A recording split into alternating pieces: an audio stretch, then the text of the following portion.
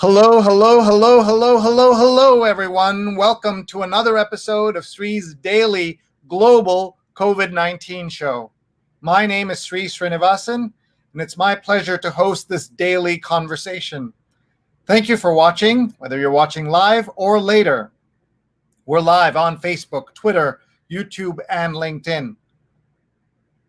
We have a very special episode for you because every Sunday is special.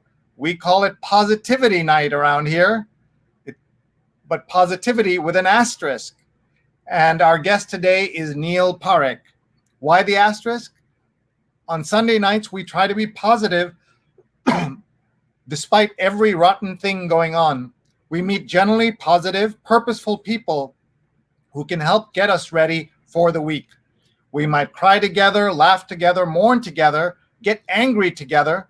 We'll definitely learn together. Join us as we talk to Neil Parekh. At Neil Parekh, my partner on many digital shenanigans, will be sharing some breaking news later in this episode.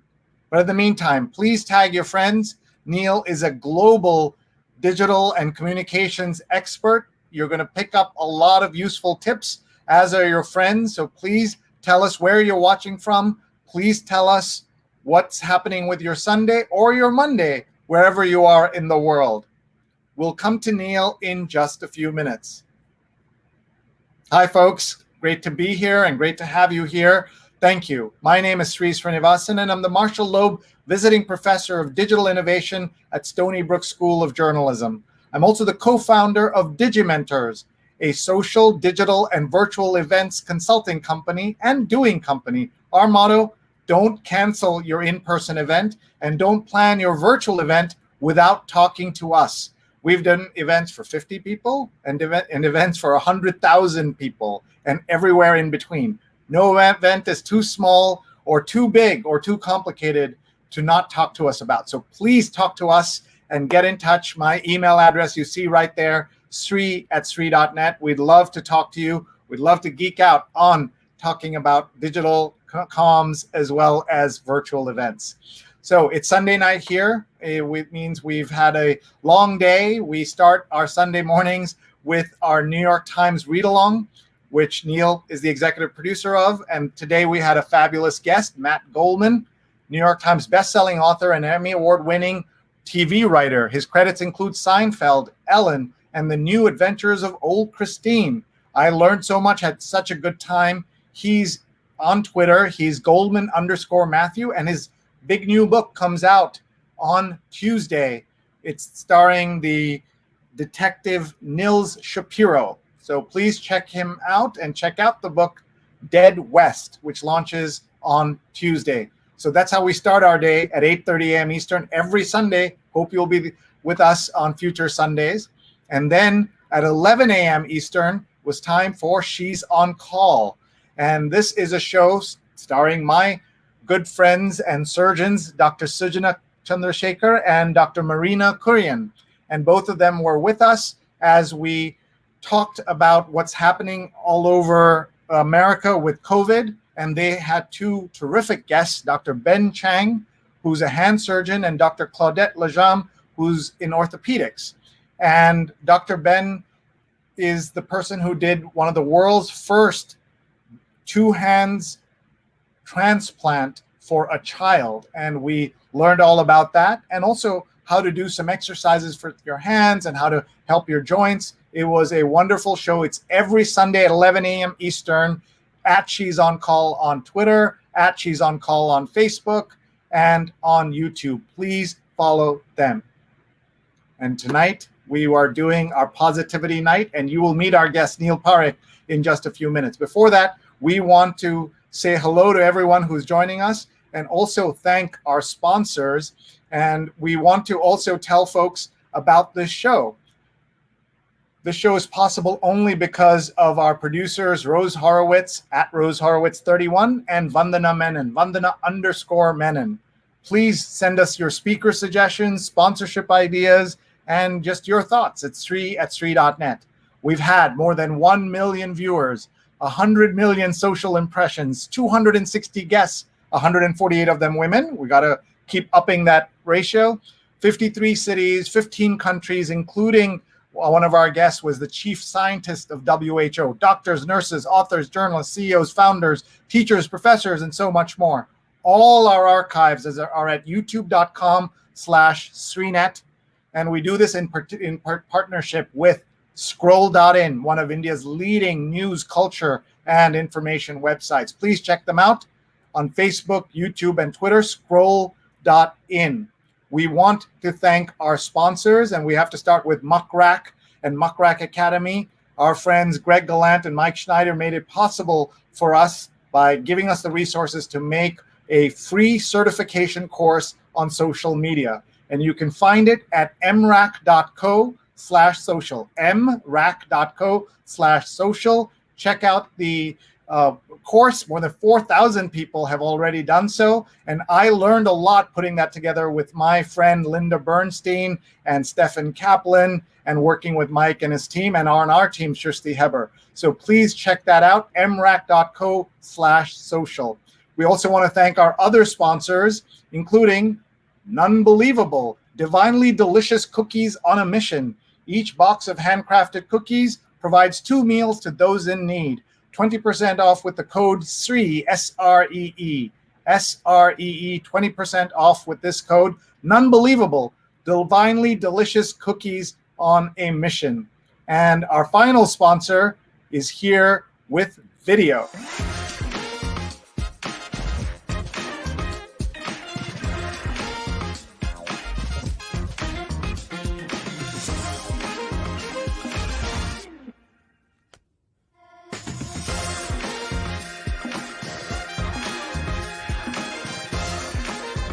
Hotstar Premiere Nights. Watch the year's biggest blockbusters streaming straight to your screen, exclusively on Hotstar. What if you find a bag full of cash one day and you're faced with a dilemma to take it or not? Would you take it? Watch Loot Case premiering and streaming now exclusively on Hotstar. Hotstar.com/US at Hotstar USA. If you'd like to be a sponsor on our show, please get in touch. Please email me, Sree@Sree.net. And now that's enough wind up to bring you our special guest, who will be talking about positivity among many other things, Neil Parikh, at Neil Parikh. Please follow him. He's my partner on many digital shenanigans, and we'll be breaking some news perhaps during this episode. So let's welcome onto our show, Neil Parikh. Hi, Neil. Hey, Sree, how are you doing?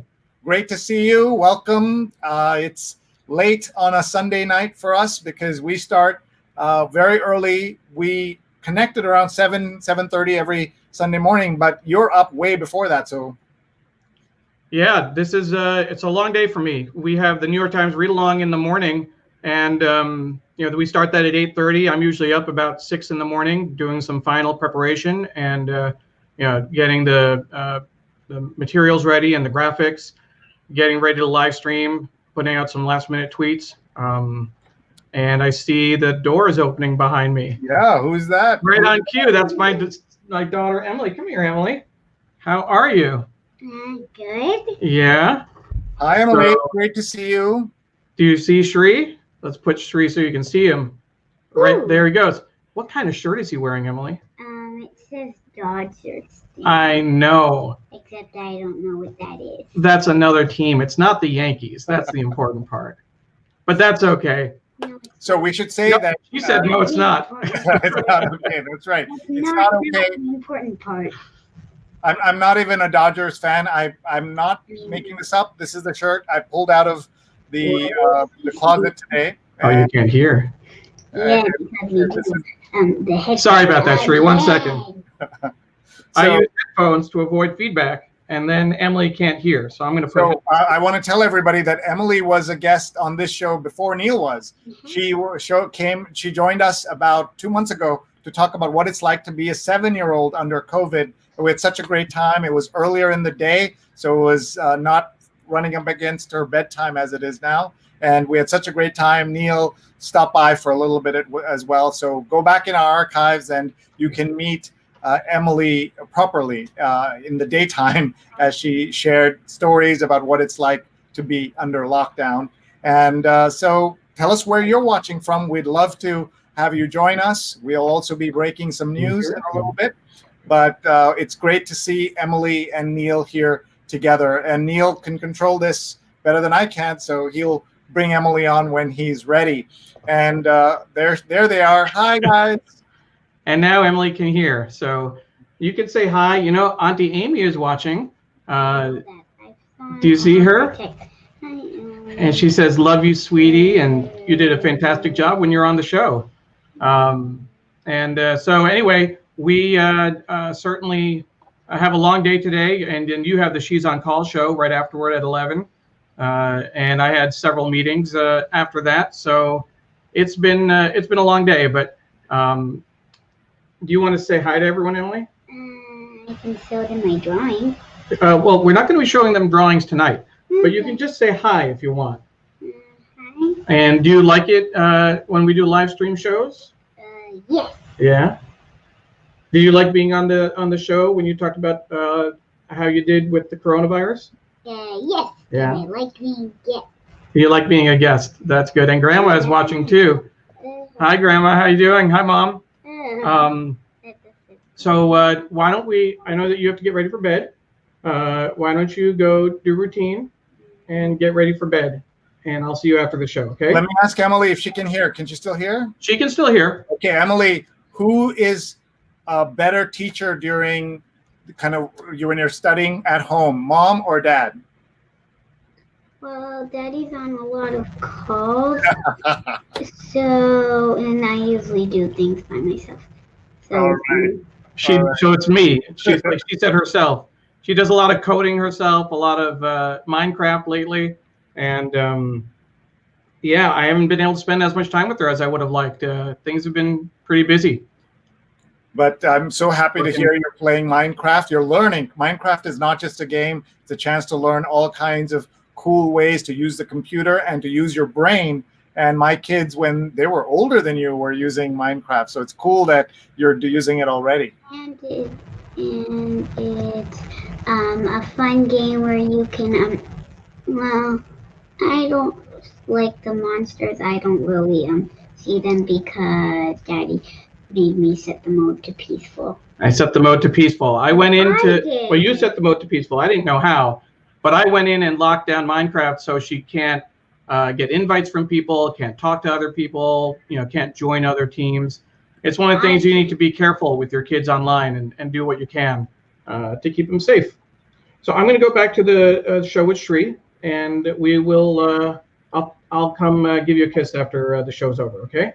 When you're asleep. Okay. All right? Yeah. Bye. See you in New York one of these days. Bye. Wow, is she going out backwards? That's pretty cool. She goes out backwards. That's cool. Bye, Emily. Thanks for stopping by. Our friend Jonathan Borstein, first, always to say hello. He's watching from Union Square. Hi, Jonathan. Thanks for being here. And Jonathan was a great guest and guest host the other day because we had a show with John Strube, the mayor of Milford, Pennsylvania, and the author of Body Counts, a memoir of politics, sex, AIDS, and survival. He's the founder of Pause magazine, an executive director of the Zero Project, and in 1990 became the first openly HIV positive candidate to run for federal office. And Jonathan, who's a writer, was with us, and I learned a lot in that episode. So let's see who else is watching. I'm just looking over at the screen. Paula Kiger says hello from Tallahassee. Hi, Paula. Paula is on our team at Digimentors and is a wonderful colleague. And let's see who else. Rochelle is watching from Hastings on Hudson. Hi, Rochelle. I know you're a former neighbor of Neil's. And Sudha Parekh is here. Sudha is here not just as Emily's grandmother or Neil's mom, but a regular viewer of this show and our other digital shows. We're very grateful to her. I always say that there are lots of people who produce content, but in addition to great creators, we need great consumers. And she's an example of someone who consumes, participates, gives feedback, gets involved. That's what we all need to be when you're thinking about content. My wife Rupa is a great listener of podcasts, and people often say to her, "Why don't you have a podcast?" And she says, "Well, someone has to listen to the podcast." So it's great to have all of these folks watching, and from Bangalore, very early in the morning. Hi, Ravi, watching from beautiful Bangalore, and Amy, Neil's sister, Emily's aunt is watching. Hello from Bellevue, Washington, in a place that was one of the epicenters, like New York, of the virus. And then we've seen and watched in horror as the numbers have gone across this country. And Dr. Birx said today on the news that the virus is more widespread now than it was in the early stages when it seemed so impossible. And that's where we are today. And it's worse today. It is so sad and tragic to see it. Let's see who else is here. Rose Horowitz says, excited to see our guest, Neil Parikh, for the Positivity Edition. She's at Rose Horowitz 31 and joining from another Milford, Connecticut, and live tweeting the hashtag Sree COVID-19 call. Please follow her and Vandana Menon. Let's see who else is here. Sujana Chandrasekhar says, wants to be a Met fan. She's asking Emily. So people may not realize this, but wearing this shirt is not the worst thing I could have done to Neil, but on the spectrum, it's pretty bad. Much worse would have been to wear a Red Sox or a Mets jersey. And you should know I'm not really a Dodgers fan. I'm actually a Yankees fan, a New York fan. I like the Mets as well. Over here is actually a live highlight of both Rupa and I got a chance to speak on the field at Yankee Stadium. It was rented out for a corporate event, and we both moderated panels, and we were sitting around the first baseline, and so that was an incredible day. So I love the Yankees and not the Dodgers. In fact, the Dodgers broke my heart back in the day when Fernando Valenzuela and the Dodgers beat the Yankees in 1980-81. It's all blending together, but I remember how upset I was and how much I hated the Dodgers. But here I am wearing a t-shirt. I presume my cousin Pratna, who's in LA, gave me this at some point. Sabrina is here. Sabrina Kadini was a fabulous guest talking about life-work balance instead of just work-life balance just a few days ago on Tuesday. Please check out her show in our archives. She was just terrific. Ashok Sharma is here. Hi, Ashok. Great to see you. And I want to say about Sabrina, the answer, life-work balance, is a clue to our breaking news later today. So stand by for that. Amy says, peaceful mode sounds great. Not just, I'm sure, on the Minecraft game, but also in real life. And Rose is saying good night to Emily. And Sujana is giving us a couple of smiles. And Stefan says, Emily always steals the show. She's a live streaming star, and people are tuning in.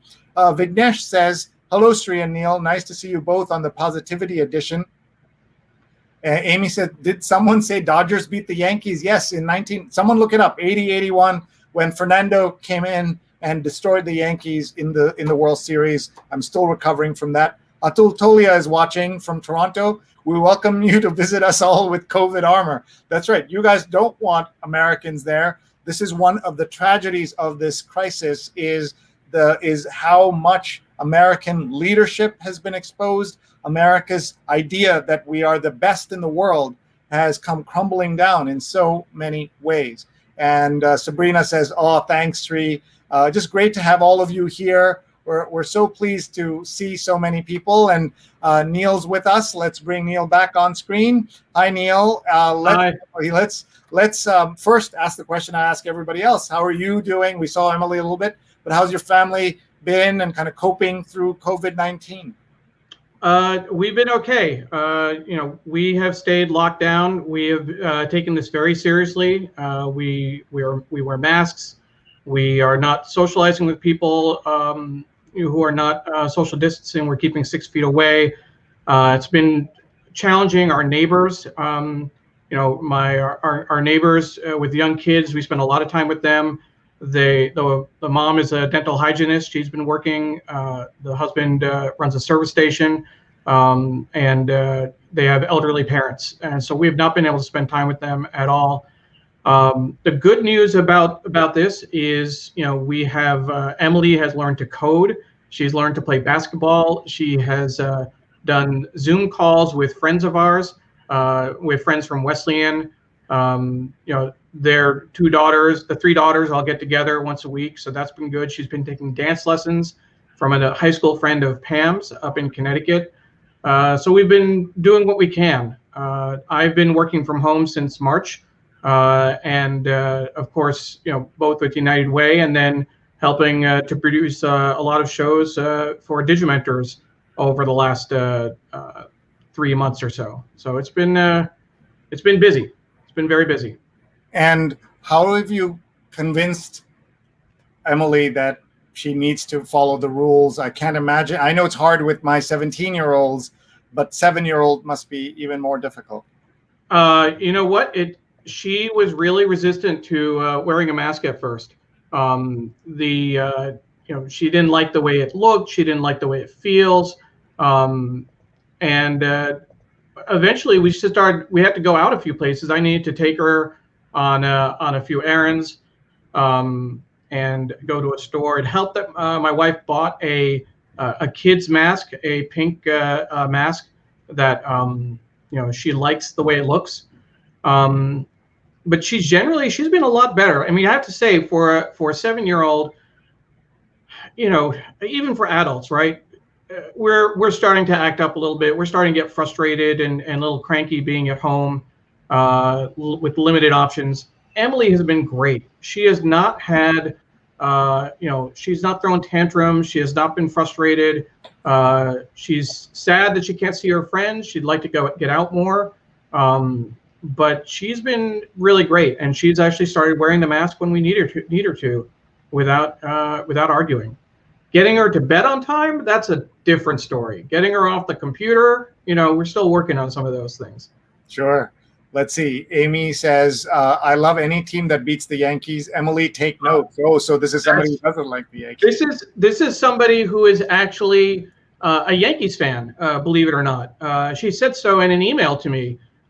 Amy D'Onofrio is the head of People Strategies at United Way Worldwide. Amy, thank you for joining us. And she actually made some comment about liking the Yankees.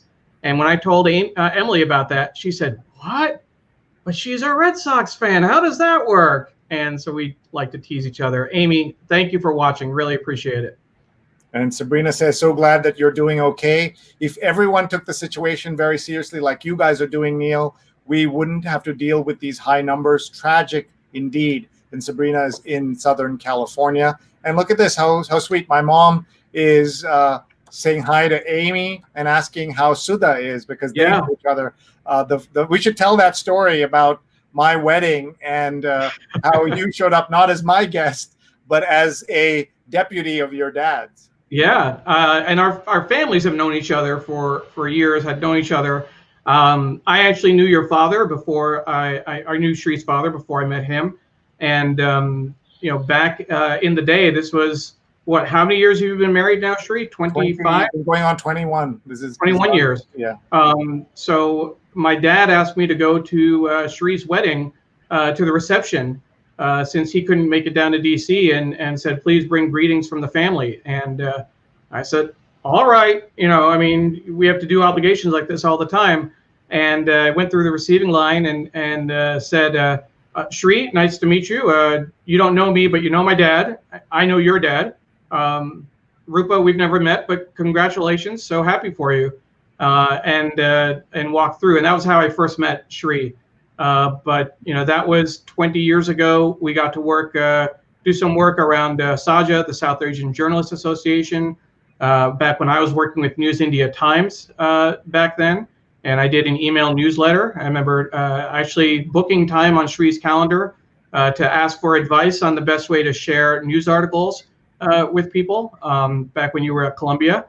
And then I remembered fast forwarding several years later to 2013 when Sree came out to Seattle and did a workshop there. And folks may not know that I actually, that was the year Emily was born. But a few months before, I had fallen and injured my knee and was on crutches. and I came. Nothing was going to stop me to getting to Sree's social media one night stand. So I showed up in crutches to go to the event to hear the wisdom Sree was sharing, and tried to balance a plate. Luckily, people came to help me. I was literally using crutches and trying to get a plate of food to my chair. But that was probably the first time I'd gotten out of the house in 2 months to see you talk. And then after that, it's just been shenanigans since then. That was a very unusual program because it was at UW at the University of Washington in their big lecture hall. We had hundreds of people, and I remember many things, including you coming up. But also remember that a woman who came didn't have papers, didn't have any way to take notes, and so what she did was she took a paper plate. There were some sandwiches and stuff being served. She took a paper plate and wrote notes on it by hand, and then went to her car 2.5 hours after all of that was over. We sat in her car and in the parking lot took a photo of her and her dinner plate, her paper plate, where she had been writing notes and transcribing. She didn't want to interrupt by using her laptop and making noise. And that was a very unusual evening, but just shows you how much people want digital advice and tips. And even someone like Neil, who was already doing so much of this at the local United Way in the county, was there to learn and listen, and we're all learning. And our shout out to our friend Hansen Hossein, who hosted me there at that time, and he is a former student and is a professor and a leading light of the tech scene in Seattle. Not easy considering what else is in Seattle. So we love talking to Hansen about the work that's happening there. So let's talk a little bit about your work at United Way and your journey, because you grew, we should back up a lot, and say you were born in Manhattan, not... you want to start back then? Yeah, exactly. This is going to be a long show for you. Your mom's here, so she can fact check you if there is any problem. So you were born in Manhattan. You took your first steps at Columbia. On the steps of Butler Library. And my parents were both at Columbia in the grad programs there. My mom was getting an MSW. My dad was getting an MBA from Columbia University, and we lived on the Upper West Side for about a year. I believe, here's the first fact check, 92nd in Riverside. Mom, let me know if I have that right, in a very small apartment. And then we moved up to Yonkers, and then up to Hastings on Hudson, where I went to high school and where my mom still has the house. And then you went to a small school in Connecticut. I went to a small liberal arts college, Wesleyan University. I'm very proud of Wesleyan, and it was a great fit for me personally.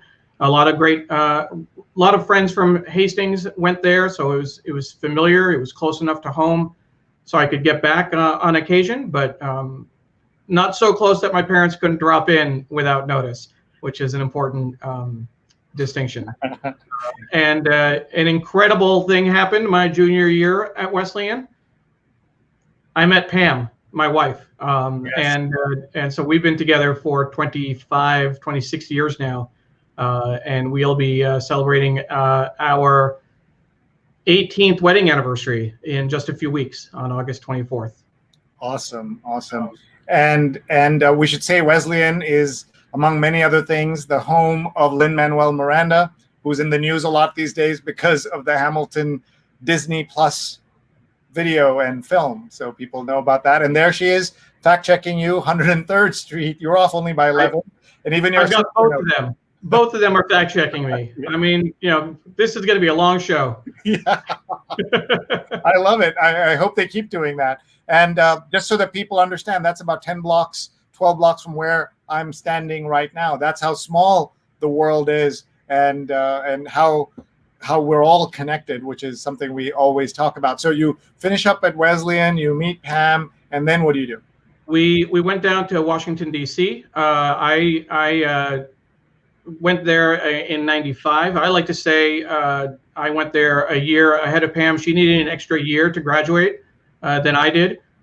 She'll argue that she's a year younger and that she started a year later, but she came down in '96. We were there for about 5 years, 4 or 5 years. I worked with the Indian Physicians Association, the American Association of Physicians of Indian Origin, as their first legislative director. And so that was a great, great start, bringing my understanding of American politics to the Indian community, and organizing legislative receptions and lobby days and that type of thing. And then I worked for about a year and a half as the Washington bureau chief for News India Times.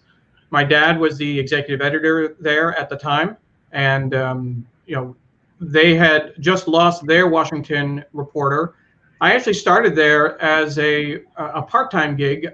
I said, hey, you don't have anyone. I could fill in, do a couple articles a week just to keep it going so you don't have to run press releases. And, almost as a favor, while I was working on a public health career.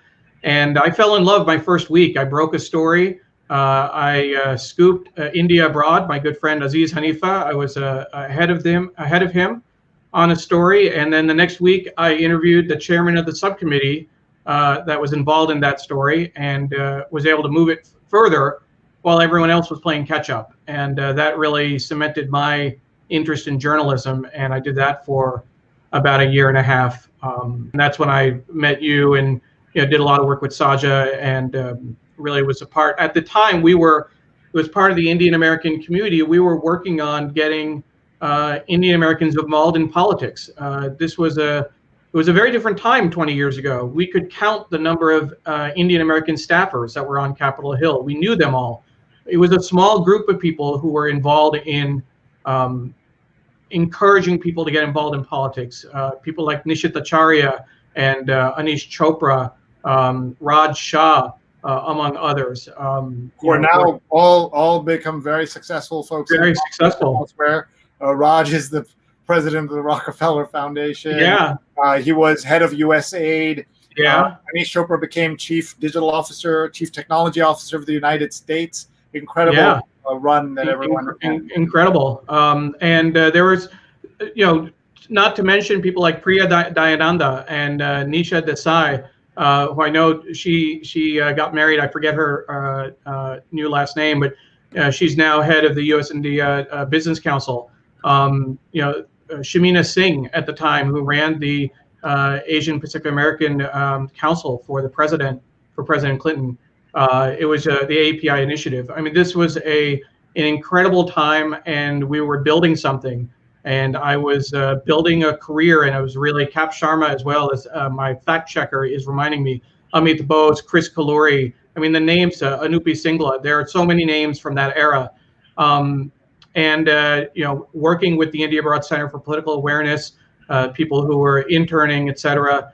The interesting thing is, at that point, I was thinking about building my career. Pam was thinking about going to grad school, and our initial plan was that she could go to grad school. I was building a career. Maybe she'd take classes for 2 years and then come back to DC while she was writing, so I wouldn't have to leave. We'd be apart for a while. And at one point, I was away from her on a business trip, and I just said, "This is ridiculous. It doesn't matter. Whatever career, whatever trajectory I was on, whatever network I was building, it was more important that I be with her." And we moved to Seattle, knowing 2 people out there, and I haven't looked back since. It's been a great journey and a great experience. Oh, wonderful to hear that. And just to finish the story, so then you worked in Seattle, but you also made a detour to Egypt. We did. We went to Egypt. Pam got a fellowship. I was working with the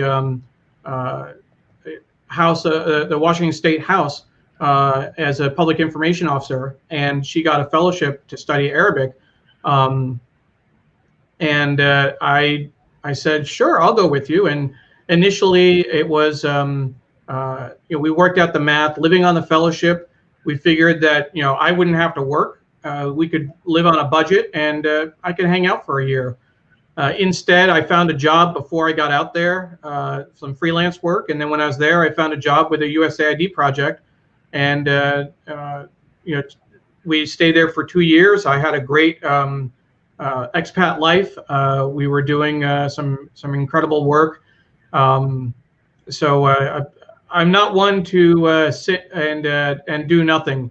As folks know, I'm usually working 110% on whatever I'm doing, and my ideas of lounging around by the pool at the Grand Hyatt or the Cairo Marriott really evaporated. I did get to hang out at the pool, but that's because I was making U.S. dollars in a foreign country, and we got to live large for 2 years, which was nice. And then you went back to Seattle, you worked there, and then you joined the mothership at headquarters of United Way Worldwide. Yeah, I went back to Seattle, worked with a group that brought together legislators and business leaders from the U.S. and Northwest U.S. and Western Canada, and worked with a labor union. Very proud to say I worked with SEIU. My mom was a member of SEIU, and she took me to the picket lines back when I was probably 6 or 7 years old. I'm waiting for another fact check. She can let me know how old I was when I went out there. But I got to work with a union, with the same labor union out in Washington State. And then from there, I went to work with United Way of Snohomish County, and just an incredible experience. The most important part of that story was that I worked with, when we were in Washington, there was a mudslide in 2014. I think it was 2014 is when it happened. I'm trying to remember the dates now. It might have been 2016.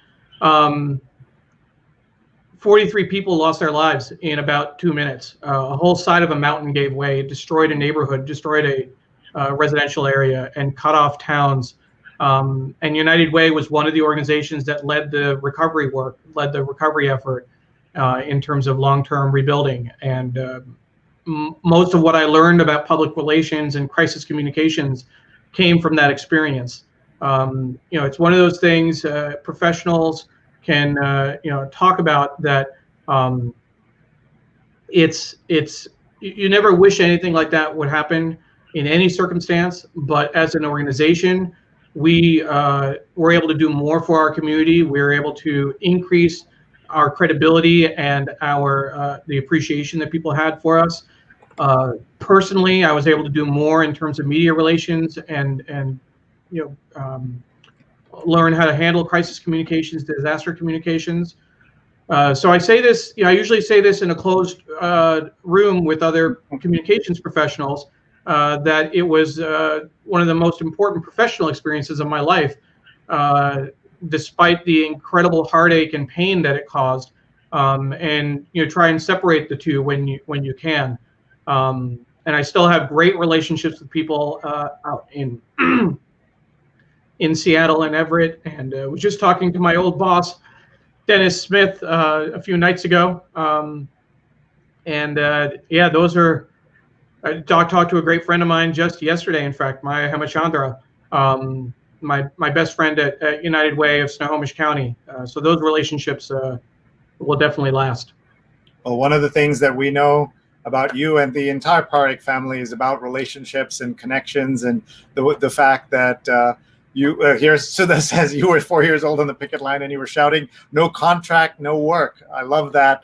And also, the fact that we were connected first through your father, I think, is really special. I want to give a shout out to him. I actually went back and found this obit that ran in his alma mater at Nagpur University, and this was in 2009.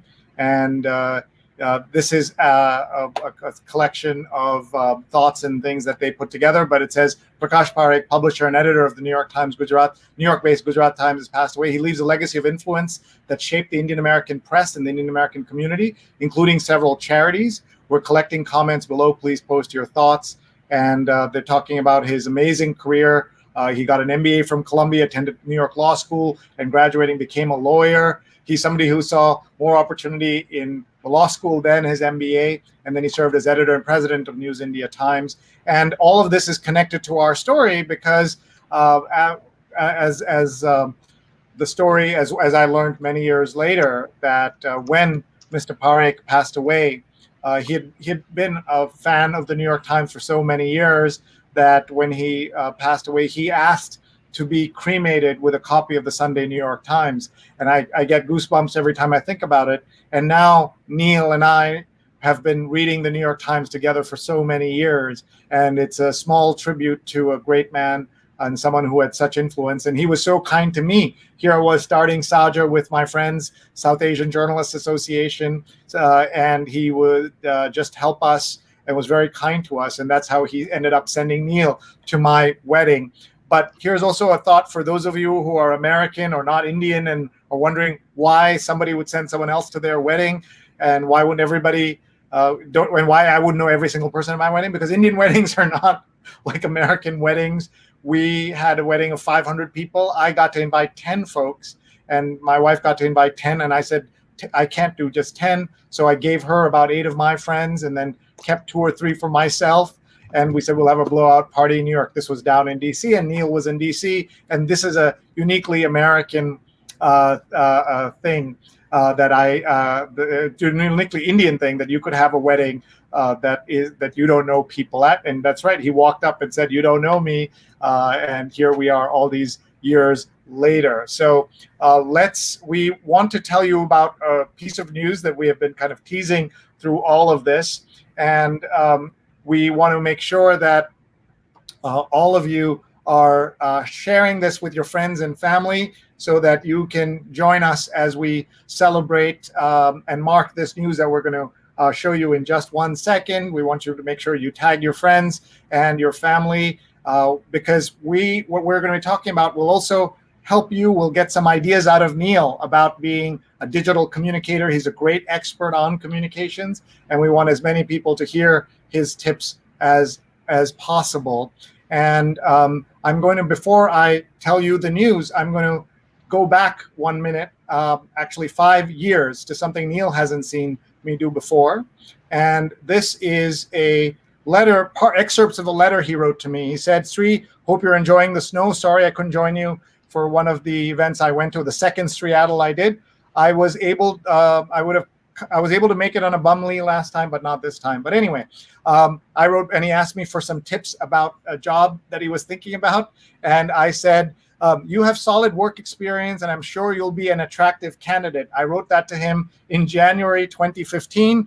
And one thing I said is, your resume looks good, but I wouldn't lead with soft things like strategic thinking and creativity. People want strategic doing. All good wishes, I wrote. This is all within an hour. As you can see, he wrote at 12:34. By 1:58 p.m., he wrote back saying, appreciate the tip, thanks. And that's how our kind of the start of our connection really came through. And we are now pleased to say, via a tweet, of course, we're going to show you a tweet to break the news that is changing sort of my life and Neil's life tonight. And let's see if we can find the news. And here it is. So, Neil, over to you. So we can read it right there. And I didn't even get the right hashtag on the show. So a bum on me for not putting Sree COVID-19 call. But we're sharing a big announcement that I'm joining Digimentors full time, Sree's digital agency. I've been working with United Way for 9 years now, the United Way family. 4 years in United Way of Snohomish County and 5 years in United Way Worldwide. And there's the press release that we just put out this evening. And it's incredible. The fact that I get to work with someone that I've known for so long. If Sree wants to be throwing in surprises, I can do that as well. So I'm going to take that press release off the screen because I can produce the show as well. And I'm going to find my email that I sent out. And in the, with mixed emotions, I'm forever grateful. But I want to focus on this paragraph right here, and I'll make it big so that people can read it. Took an incredible offer for me to leave United Way, and we'll have to make that even bigger. I'll be working with a longtime family friend, Sree Sreenivasan. He's someone I look up to and admire like a big brother. I'll be supervising a team of 8, focusing on production, social media, etc. But you should know, Sree, that is an important part of why I'm doing what I'm doing. I have looked up to you for years. People joke about the bromance that we have, but I love United Way, and I love all the people that I've been able to work with there. Everyone knows how important it is to me, how important those relationships are. And it took a really special opportunity, a really special group of people, not just you, but the whole Digimentors team that we've had a chance to work with. I've been working, nights and weekends when I can fit it in around work on various projects. But I wouldn't be doing this if it wasn't for the team that we've built up and the people that you've been able to attract around you. So August 7th, this Friday, is going to be my last day at United Way. And I'll be joining, doing these virtual events, social and digital media consulting, working on the Sree COVID-19 call and on the She's on Call show, in addition to the New York Times read along, working with our clients full time. And so I really, I'm humbled that I get to do this, and thank you. I really appreciate the opportunity. Well, there's no thank you needed. The work starts now, but the thank you is to you for helping build what we're doing. What you did with the New York Times read along is the best example of how someone who has big ideas and wants to help. He just volunteered about 3 years ago to be a kind of digital wingman or wing person on my New York Times read along. We were just playing around with that, and I just could see immediately that he got what I was trying to do, that Neil understood what we are building here. We weren't building anything external. It was just a community. That's what we're building. Before we built a company, we built a community, and so many of our good friends started showing up and helping, and people who became friends. And here we are now, all these years later. You are leaving an incredible organization. We had the good fortune of going down to Tampa and working together on a show at Pointer, a set of workshops.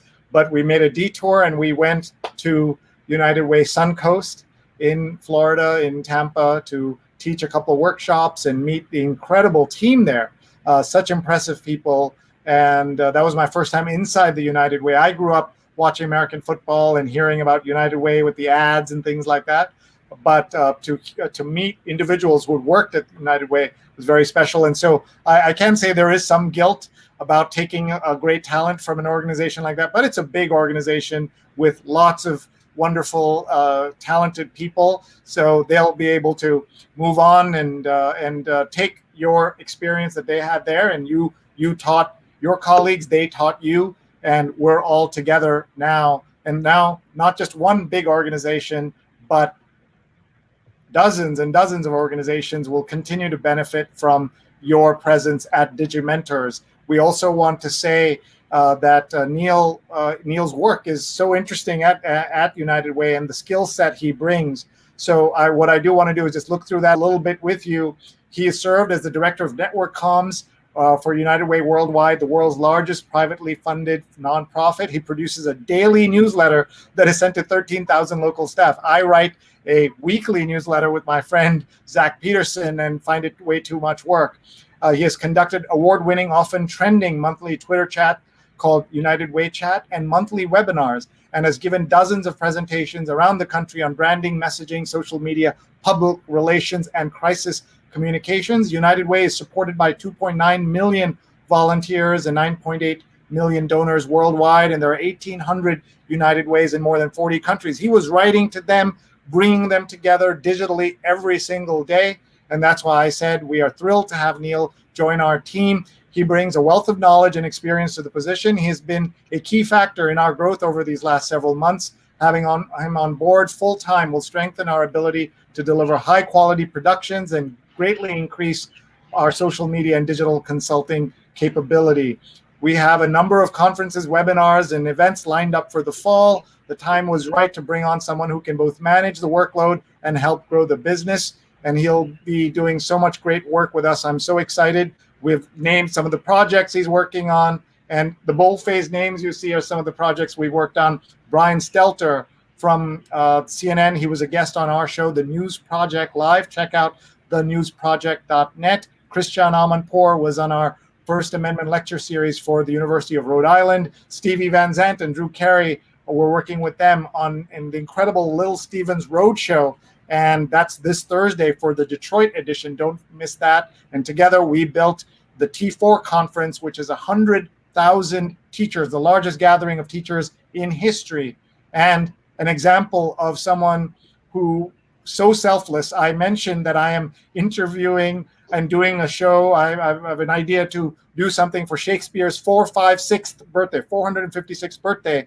And he immediately jumped on to join me at 6 a.m. to help produce the show. And we did an incredible show that you can find in my archives where we talked to and learned and shared so much of the amazing work of William Shakespeare. And we got to do that. And that was really a tribute to my father, who was a Shakespeare scholar and made me a Shakespeare fan when I was a little kid. My dad grew up in a house in India with mud walls and no indoor plumbing, no electricity, so much the same technology as when Shakespeare was young, and was able to grow up to be a diplomat. And so I feel like, and my dad, T.P. Srinivasan, was a friend of Neil's before Neil was a friend of mine. So all of that's is coming together. Shiva Ramesh says, congrats, Sree, on Neil on this new teaming to grow Digimentors. Thank you, Shiva. I've not read the other comments. So Neil, if you want to just glide through some of them so I can read them for you. Sure. I went through. Mike Richardson, a colleague from work, said congrats. So thank you, Mike. I did let my colleagues know before we went live on the air and before we shared the press release. Apollo as well. Jeanette Ashworth, who's in Seattle. Thank you, Jeanette, who I got to know through the read along. Here's Lambert suggesting a story idea for a book, Neil's Journey to Digimentors. Thank you. You'll have to talk to your boss about taking time off for book leave already. It'd be great promotion for Digimentors. So it'd fall under marketing and PR, which is one of my responsibilities, apparently. So you'll take a year off, write that book, and then join us in August 2022. Sure. One of our official fact checkers, we have two on the show today, says that if I think of you as a big brother, that makes Amy your sister as well. So she wants to wish you a happy Raksha Bandhan. For people who are not familiar with the tradition, in Indian cultures, sister ties a bracelet around a brother's wrist, and the brother pledges to take care of her and protect her. But somehow in the bargain, he also loses about $20 to $30 each time. So Sree, you better get ready to pony up. I think that's. Well, if I get the Rocky, then sure. I don't have. I have wonderful cousin sisters, but I didn't grow up with sisters, and so I'm always happy to have a little sister. So it's always an interesting. And then of course our good friend Stefan with the virtual pizza party, and my uncle from Canada.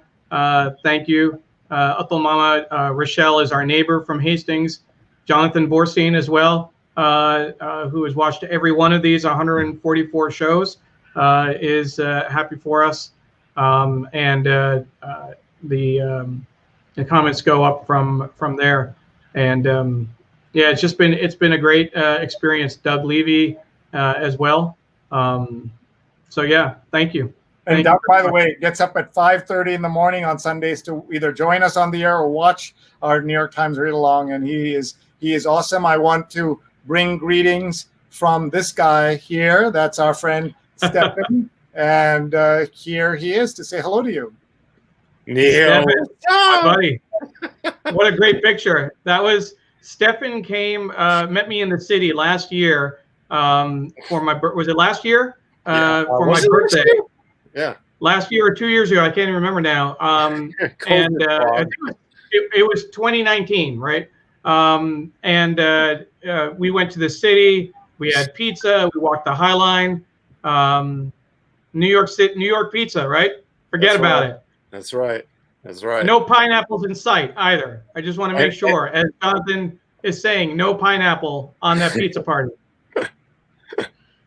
And we were standing on the corner, and Neil's wondering why I'm running out into the middle of the street playing in traffic, trying to get a good photo of him. I said, that's what New Yorkers do. We run into the middle of traffic to take photos. That shot was after eating all that pizza. You know, that's what we had to walk it off, man. I mean, if you noticed the photo, I think we were both getting a little plumper there as we were. But there's no after photo, Stefan. You have to get one of me afterward to show that it actually came off. Yeah, all in one walk it came off. We also did another crazy thing when I was in DC one day. We decided we'd do Facebook Live from the zoo to the White House.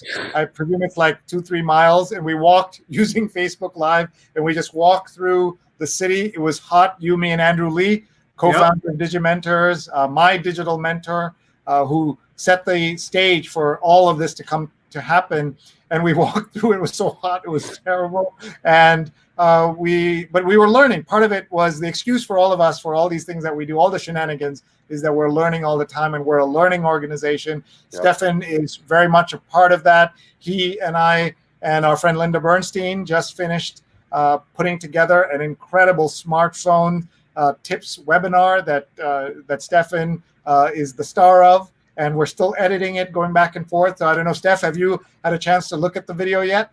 Yeah, I looked at it. It looks great. I'm really impressed. We did a great, it was hard. We did that in one take, man. Yeah, exactly. All in one take. I realized throughout I should have had a little more water. My voice was getting a little hoarse, just a little. But that's even for me who talks a lot. That was a lot of talking. So those are the kinds of things we're now able to do as a company. Digimentors.group is our website. We hope you'll all check it out. Digimentors, plural.group. Please check us out, and there you will learn more about some of the things we do. But one of the things we do want to do is to give more educational opportunities for people around the world. The mrac.co/social, that's my free workshop with Muckrack that Stefan and I worked on that with Linda and Shristi. So this is all coming together. Neil is our amazing producer, director, executive producer of so many things. And we're just grateful to have all of these folks. And by the way, doing all this in the middle of the pandemic, not easy, but I don't know how we've held it all together for like how many months now with all of this. I mean, you in another apartment, Neil with Emily at home, me with our son at home. I mean, the twins at home. I mean, we're all like, working nonstop and everything. But, this is about Neil tonight. So, Neil, congratulations.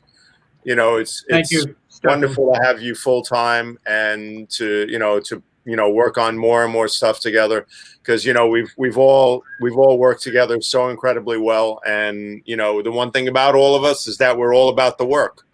We're all about making the best product. We're all about making the best social media and teaching everybody all the best stuff. And, we're all just great together that way. And we're one, I don't think I've ever worked with, a better group of people who's always all about the work. It's all about the work. Thank you. And Stefan is one of more than a dozen people. We're all together in Digimentors, and everybody works in kind of different timings, and they all have other things going on. But Neil is going to be joining us full time, and we're very lucky. And Stefan's saying great things about us. He worked at the New York Times as a photo editor for 20 years. So he knows big organizations, and he's now adjusting to our much smaller organization. But we're grateful to have you with us. Yeah, but we have our fun. Look at what we did when we went to the Museum of the City of New York, and we did that did that great live stream right from there. I mean, that was just the beginning of many other future ventures. We're gonna do it all, right?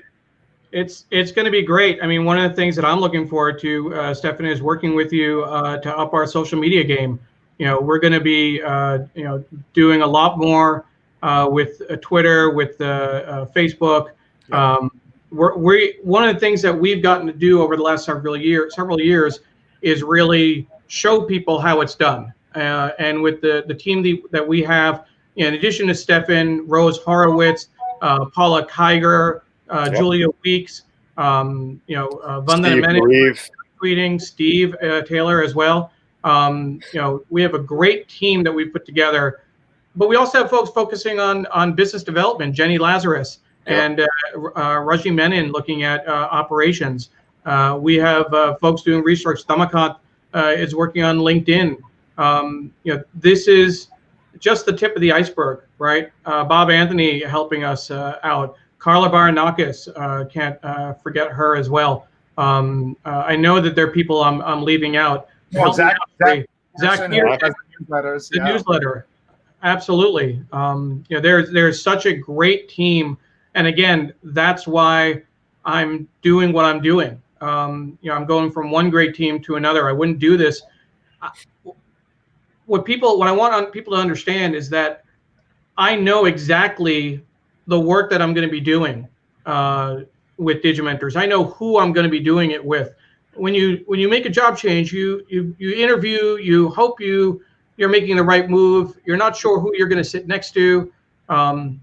All of that is crystal clear for me. I know exactly what I'm walking into, and I couldn't be more thrilled with that. So, Stefan, looking forward to pizza when we can, and looking forward to working with the whole team as we move forward. All right, man. Listen, congratulations. We'll talk tomorrow and everything. And Sree, take off that Dodgers shirt already. All right, Neil. See you tomorrow, man. Take care. All right. Good night, everybody. So Sree, while we were talking, I found a link to the Facebook Live video that I put up on my page. I found the link to your video. So I shared both. And I got a kudos from Andrew Lee. Nice research skills.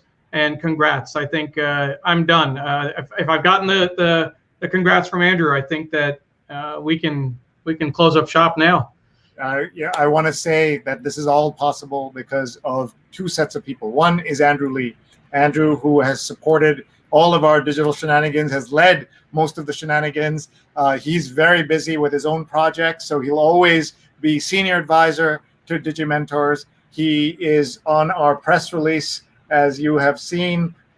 He is somebody who has taught me so much. The name of the company comes from him because he has been my digital mentor. So for those of you who haven't seen it, there's the press release. And Neil, can you stick a link to this in our Facebook so people can see it? Absolutely. Absolutely. And then I just want you to read this part about Andrew here. It says, Andrew, an influential Wikipedian and digital media professor, was Sree's digital mentor and was named 2018's Citizen Archivist of the Year by the Archivist of the United States, David Ferrero. He also serves as senior advisor to Digimentors. During the pandemic, Digimentors has been working with organizations and nonprofits, big and small, to help them with virtual events, social media, consulting, and more. 20 freelancers with backgrounds in journalism, marketing, photography, and more work at Digimentors. And Andrew is an incredible guy who has taught me everything that I know in digital. We taught together at Columbia for a dozen years, and then he moved on to Hong Kong, and then Beijing, and then California, and then DC. And he's based not too far from, I mean, all of you in the swamp, I consider living next to each other, but I know it's not that close. And Andrew is at Fuzzheado on Twitter. Please follow him.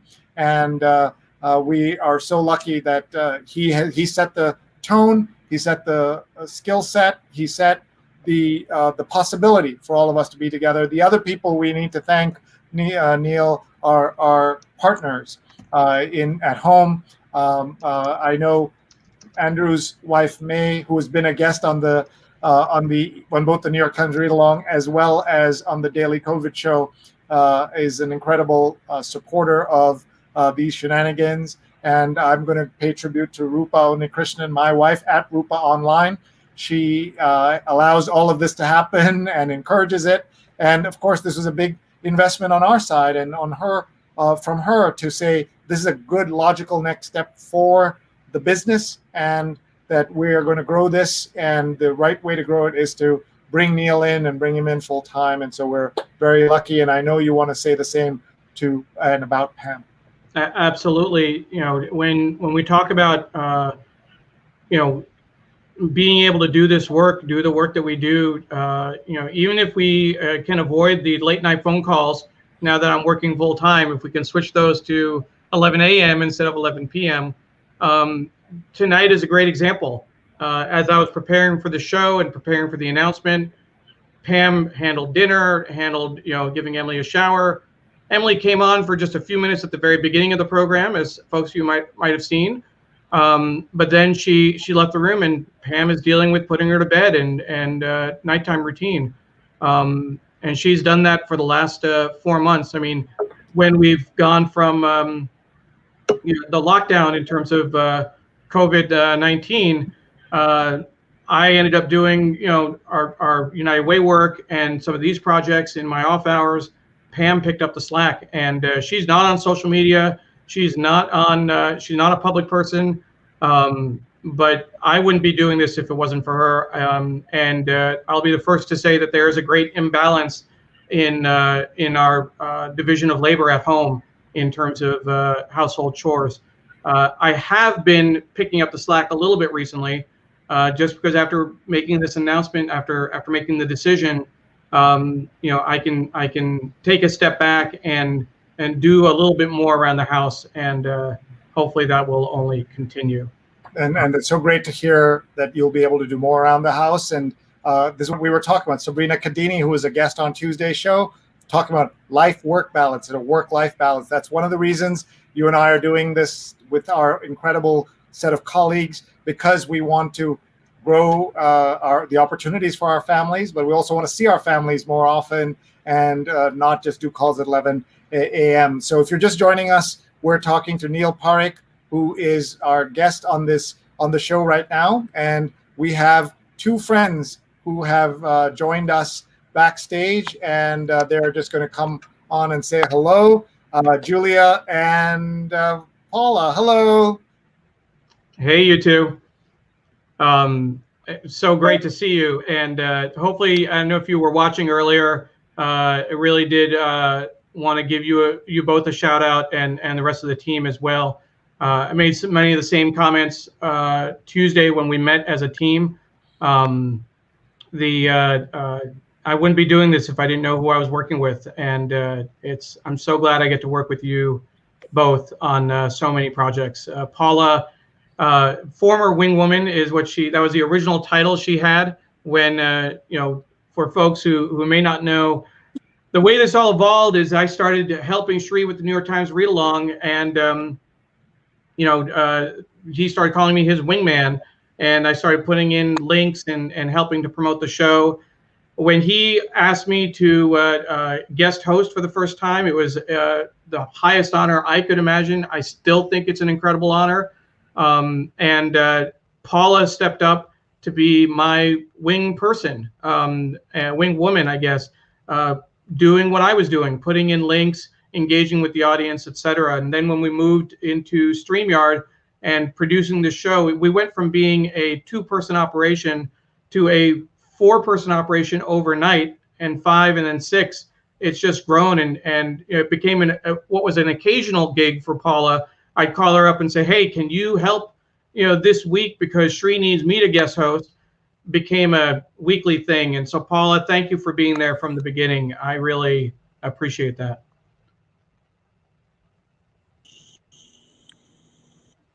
Let's hear from Paula and Julia. Go ahead. How good our connection is. I just want.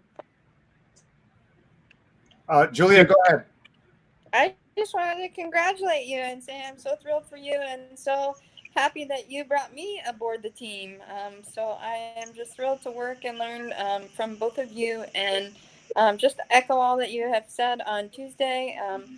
You are truly, just such a hard worker and so inspirational and just know so much. So we are all in such good company and so happy to be on this journey with you. Thank you, Julia. Really appreciate it.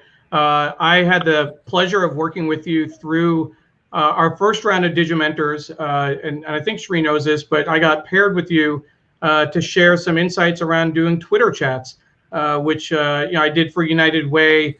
We had an award-winning, often trending Twitter chat nationally called United Way Chat, and I was willing to talk to anybody about it, and you were listening, and you were willing to see what you could do with it, and so Julia started AP Images Chat, which was great to watch and great to see it evolve over time, and to go from that to working with you on to interviewing you on the New York Times read along. I remember coming to your place in Brooklyn, meeting Isra, going to the Navy Yard across the street.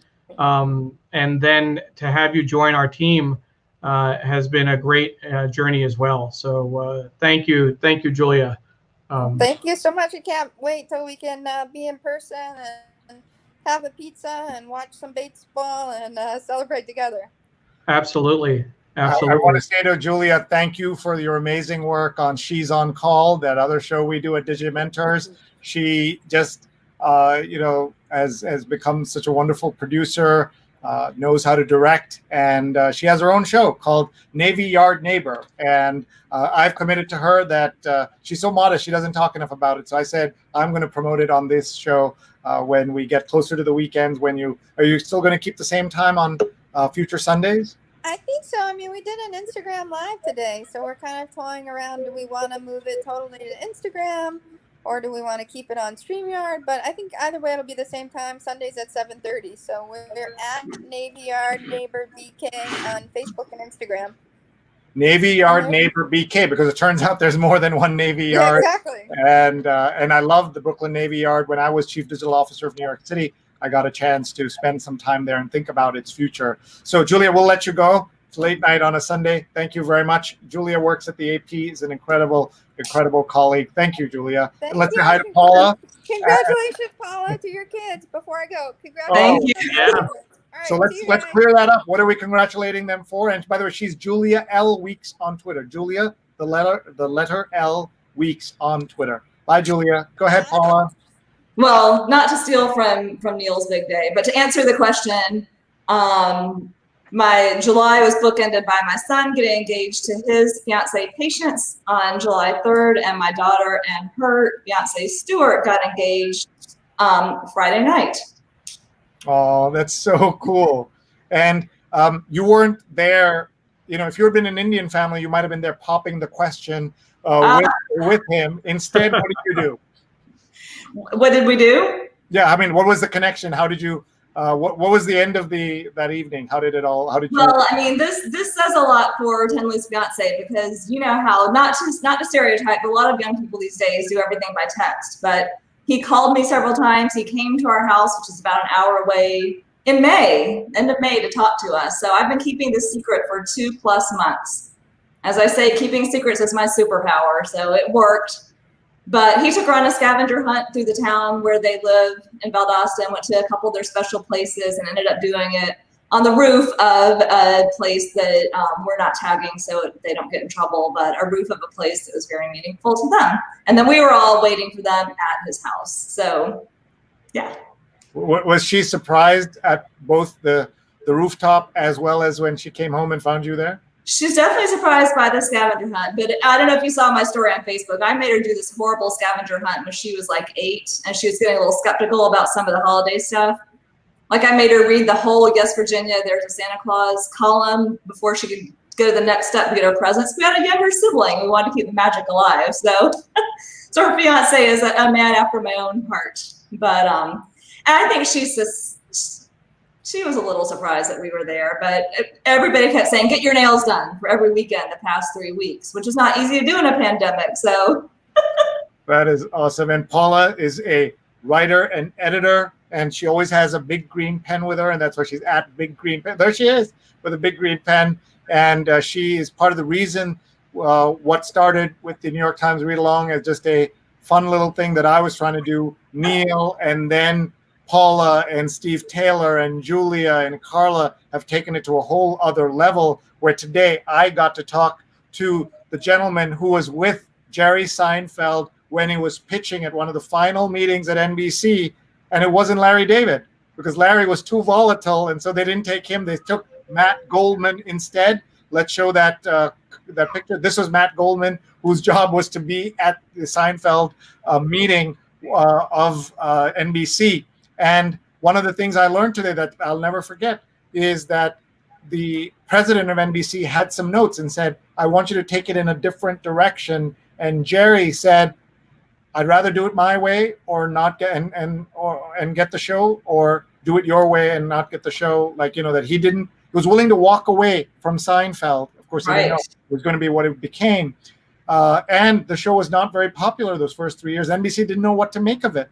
And he persevered, and Matt didn't screw it up by being in the room that day. And he was therefore in the room when it happened. And we got an incredible story. All of that is possible. Harlan Coben joining us, Amy Vership, the New York Times travel editor, Neil and I going to the home of Tom Jolley, the print editor of the New York Times, and reading the Sunday New York Times with Carla serving bagels that she brought along. Like, these are dream moments for a kid who was born outside America, whose father was born in a house with mud walls and no electricity. To be able to do that in this country, it takes a team to make all of that happen. You're looking at two of those team folks here. I'm going to bring another teammate onto the screen right now. She's the one responsible for this show, along with Vandana Menon. Here is Rose Horowitz. Hi, Rose. Hi. Rose, how you doing? Hi, congratulations.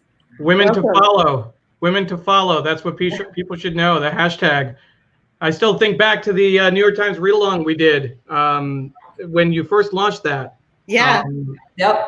I think Neil texted me or called me and said, did you create that?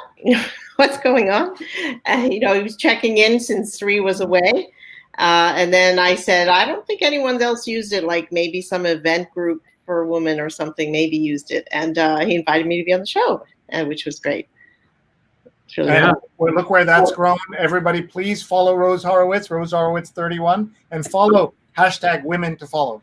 Let's just explain it to folks. It is born out of a movement, out of an effort to make sure that women's voices are heard. What we found was that reporters often were not quoting women in their stories. We're using quote unquote experts, that were overwhelmingly men.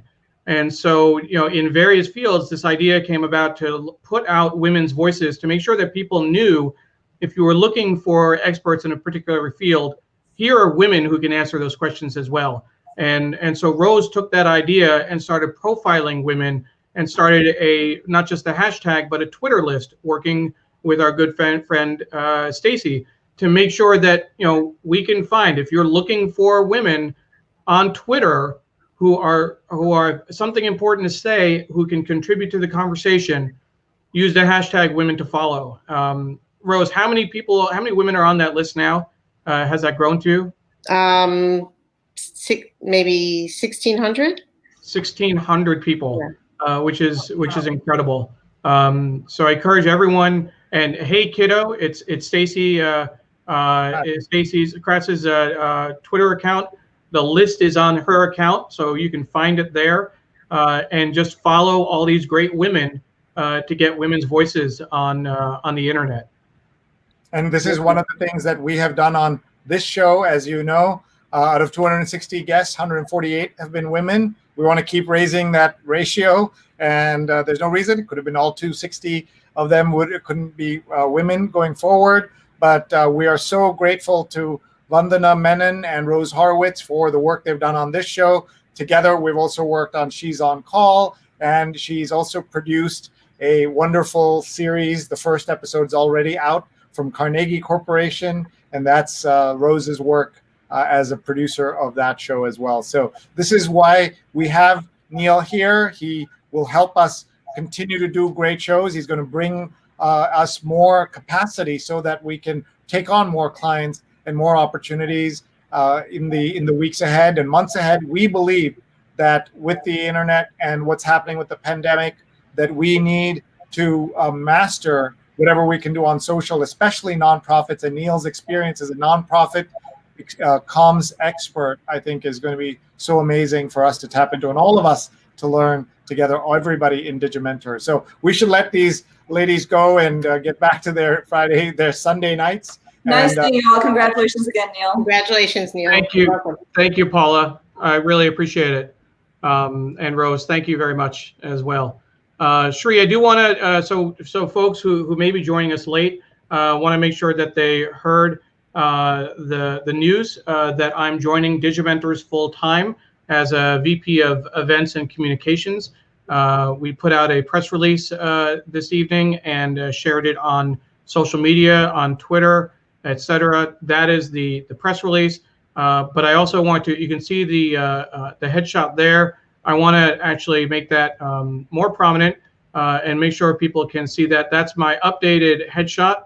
And in particular, I want to make sure that our good friend William Wright sees it. He writes words. Was teasing me about having an old headshot that didn't look like what I look like anymore. So that shot was taken today. I'm up to date. Will, what about you? What is your headshot of recent vintage? Make sure you update it. He's saying hello on Twitter. Writes he's saying bonjour, and he was commenting about Paula. But I don't know if you saw the news earlier. But there we go. So let's also point out in that photograph. I'm just going to bring that on. It's that picture is taken by one Emily Parekh. Yeah, Parekh. I'll move that down. Make that a little bit bigger. You might be able to tell in the bottom photo credit, Emily Margaret Parekh.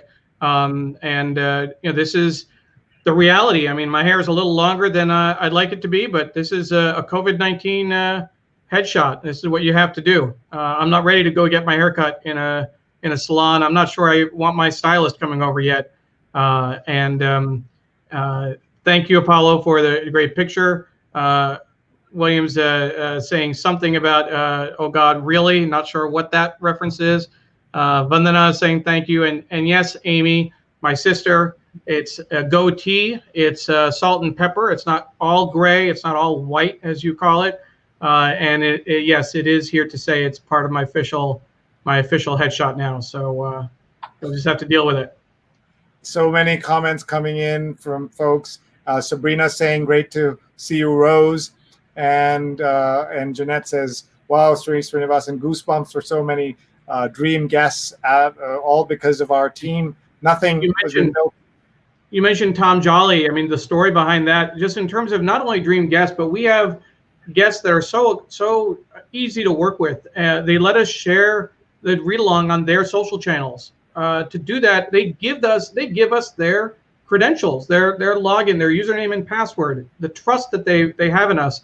Tom Jolly in particular, I reached out to him on a Tuesday and had a phone call with him on a Wednesday. We were at his house on Sunday that week. After a couple of tweets back and forth, a couple of DMs.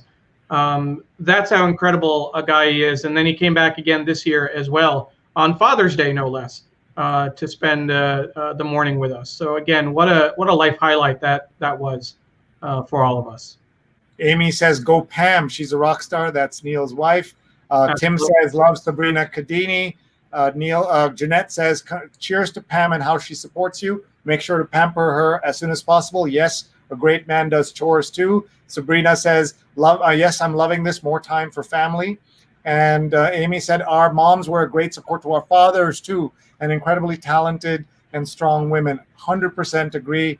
And big cheers to both Sudha and to Lekha for all that they did to make us who we are today. And Jeanette gives a shout out to Paula Kiger. You do a great job producing. Love your articles and social causes too. And Kathleen says, I remember I've been watching the New York Times read along for years. 5 years, October it's going to be 5. And I'm so happy your Facebook Live episodes have grown into so much. All of it because of our team, because of our fans, and our viewers like Mark Lee. The show is fascinating. I've been on the show, and they are fun hosts. Julia is great, and Paula is amazing. And Mark was on this show to talk about, when we talked about how to be an ally to the Black community, he came on and gave us great advice. I'm also remembering that we've had so many other folks on the show who've helped us understand the reach of what we do on social. Paula brought us Rick Wilson, and we had 86,000 people watching because of the Rick Wilson. Yeah, Yes. the Rick Wilson effect out of his work as part of the Lincoln Project. And we had Sunny Slaughter on all our shows, and Sunny, the incredible lady that she is, businesswoman, activist, I asked her, what can people do to help their Black friends? And she said, don't call your Black friend and say, what can we do now? Ask yourself, what have you been doing lately? What have you been doing all these years? And while what Neil and I did was certainly not enough, we were doing whatever little we could. We didn't, a lot of other shows, Neil, started booking Black guests because they understood this moment. And we're proud to say that we've had African-American folks, Black folks on our show talking about not just about being Black, but about being Americans, and just talking as guests or CEOs as they are, and executives and doctors and all of these people. And we're very proud of that. Not enough, but we've committed on all our shows to be more inclusive, to give more opportunities to people who don't get their voice heard. And one of the things Neil's going to do is make our shows more, optimize all our shows. We're doing so many. See where are there synergies, where can we do more to maximize the impact of what we're doing. You heard that we're going to work with Stefan on our social media. Sometimes you got to eat the things that you're preaching. Sometimes I've always felt I'm sort of like a doctor who smokes, who says, do not smoke, and then I give you all this digital advice and I don't follow it myself. That ends now with Neil's arrival, and I'm very excited about that for one of 1,000 reasons. And I think it's going to be great. To your point, Sree, I want to say one of the proudest moments I had was to have to go to Sunny's house back in August. It's a year ago this week. It's just a few days from the 1-year anniversary of the 1619 Project from the New York Times. And it's important to both have a diverse set of speakers and guests, and make sure that they talk about a range of issues, not just having Black people talk about issues of interest to the African American community, for example, but at the same time, when there's a special edition like the 1619 Project focusing on the modern day impacts of slavery going back 400 years, we did a special edition on that. I was over at Sunny's house. That's all we talked about for 2 hours. And sometimes you have to give it that due. You have to focus on Black Lives Matter. You have to focus on reading the names, as you do at the end of every show, at the end of every daily COVID-19 call. And it's finding that balance. It's knowing that there's an audience for this, knowing that our African American colleagues and friends are interested in those articles and those shows, but that we also have to make sure we broaden the audience so that others hear that content and learn from what we're doing. My thank you again to Sunny for all of her support, and it's been a pleasure working with you and learning from you over the past year. Rose is getting shout outs, so she's saying thank you to those. And Rose says, thank you, Julia Weeks. It's been great working with you. We've yet to meet in real life. And Mark says, Sree is a great guest, also a great host. I need you to get on my platform as well, Neil. I've had a few Digimentors, including Sree and Stefan. And there's the first time ever, folks, the Digimentors.group website. Why don't we go to the top so people can see what the top of the website looks like? And then we'll... Yeah, absolutely. I'll take that, go to the top of the page. Digimentors.group is our website. You can see that picture of Sree. What does it say there? Can you just read that under the name? Digimentors we're a full-service digital agency that specializes in TV quality virtual events, social media, and digital media consulting. Let's do something great together. Details on virtual events, digital consulting, our workshops, Here's an example of some of the clients that we've gotten to work with over the last several months and years, and some testimonials from our events, including one from Walt Mossberg. I just want to say Walt Mossberg is my hero. He is the most important technology journalist of our time, and therefore of all time so far, and my mentor. And he had some very nice things to say, and I'm very grateful. And now here, let's unveil the team. Drum roll, please. And there you see me and Andrew and Rajni Menon, our VP of Operations, Neil Parikh, VP Events and Communications as of August 5th, 17th, Linda Bernstein, who's there at the very beginning, our VP of Education, and Jennifer Lazarus, VP of Business Development and Strategy.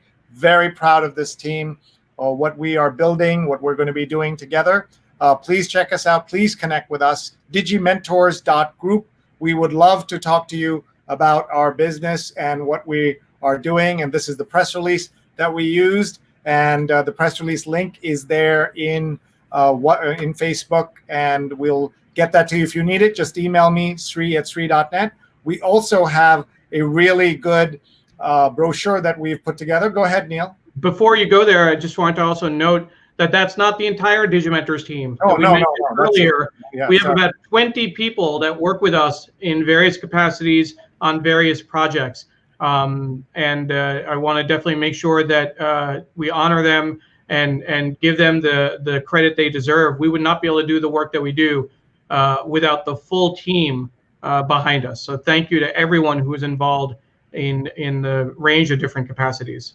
And we have a brochure of our work that we use in our Zoom calls where we pitch our work. So if anybody wants that, email me, Sree@Sree.net. We'd love to show it to you, walk you through how we do what we do, and some of our fabulous clients. I also wanted to show everybody this article by a very kind person, Lavina Melwani, who wrote, this tech entrepreneur started a new venture during the lockdown. Here's how. Now, it's a little confusing because first you might think this is our Digimentors team, and we have this many employees. We wish we did, but this is this is some kind of anti-mask party that we have launched, and it's neither of those things. This is a party at our house, and Lavina Melwani, who wrote this story, you can see her picture there at Lavina Melwani.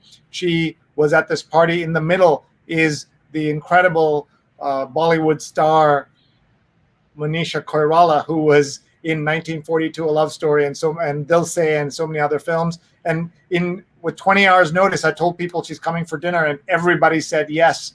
And some of the people who said no are some of the most famous Indian Americans but they couldn't make it, and they were so apologetic. People who don't usually return my invitations all said, we're very sorry we couldn't come. But here are multiple folks who are on our team who are there, and there's Manisha right in the middle, and that's Rupa next to me. And you see Dr. Marina Kurian's there on the left side.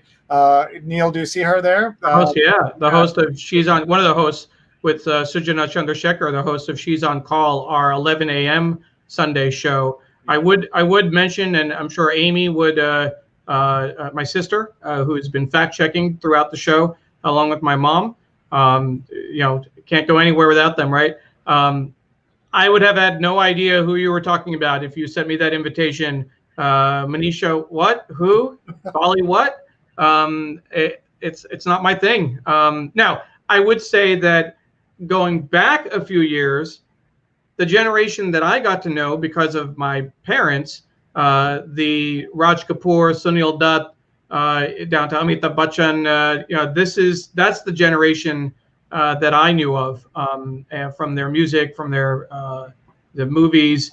They came to the U.S. for the India Day Parade. My parents were involved in starting the India Day Parade in New York, and in the mid 80s, 84, 85, 86, they were heavily involved. I actually was able to talk them into letting me get my own phone line at the time. This is back when we all had no cell phones. I had to get a phone line because I couldn't get on the phone because they were on the phone so much, talking with people in the community around events and all that. And so I was able to talk them into letting me get my own line. But they were very active. They brought stars like Devanand into for the parade, and that's the generation I know of. But these newer stars, I have no idea what you're talking about, Sree. I really don't. And Amy says she's very famous, Neil. I'm sure. Awesome that you and your mom are fact checkers. Thanks. You are a fantastic family. Awesome is a strong word, Jeanette, but I'll take it.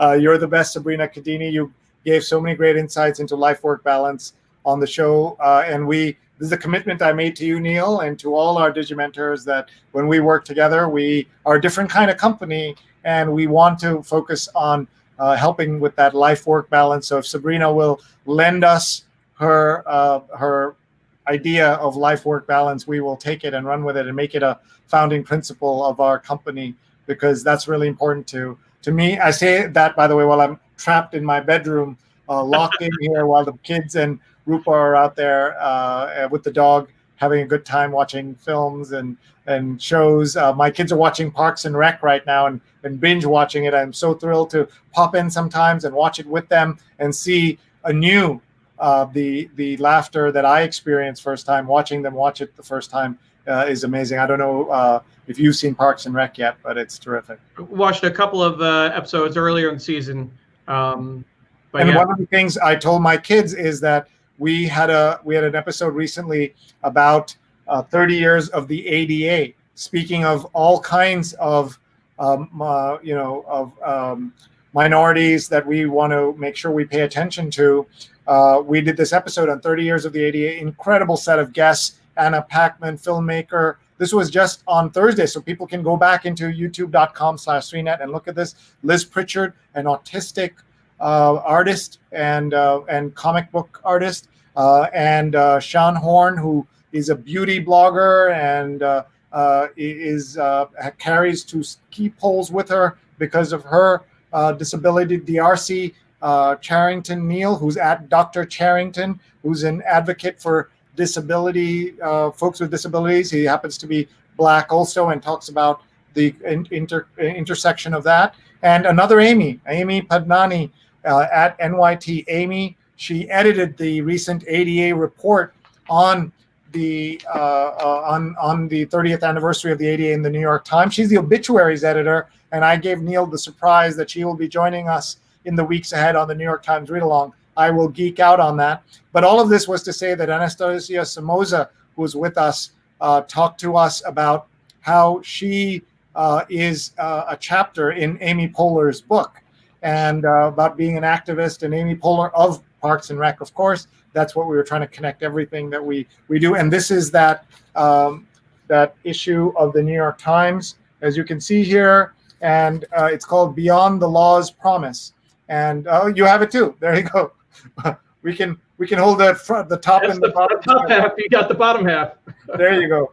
And we learned on the read along that this is they did it black and white on purpose. They used extra large type, all kinds of things. They used an artist who could tell the story really well. And we talked about the importance of communicating the story of all kinds of folks on this show, this daily COVID-19 show. We're committed to that. We're looking for guest ideas, sponsor ideas, theme ideas. Write to us, please.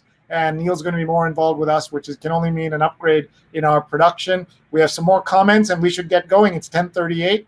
Before we close, I do want to offer 2 pro tips for people doing live stream shows.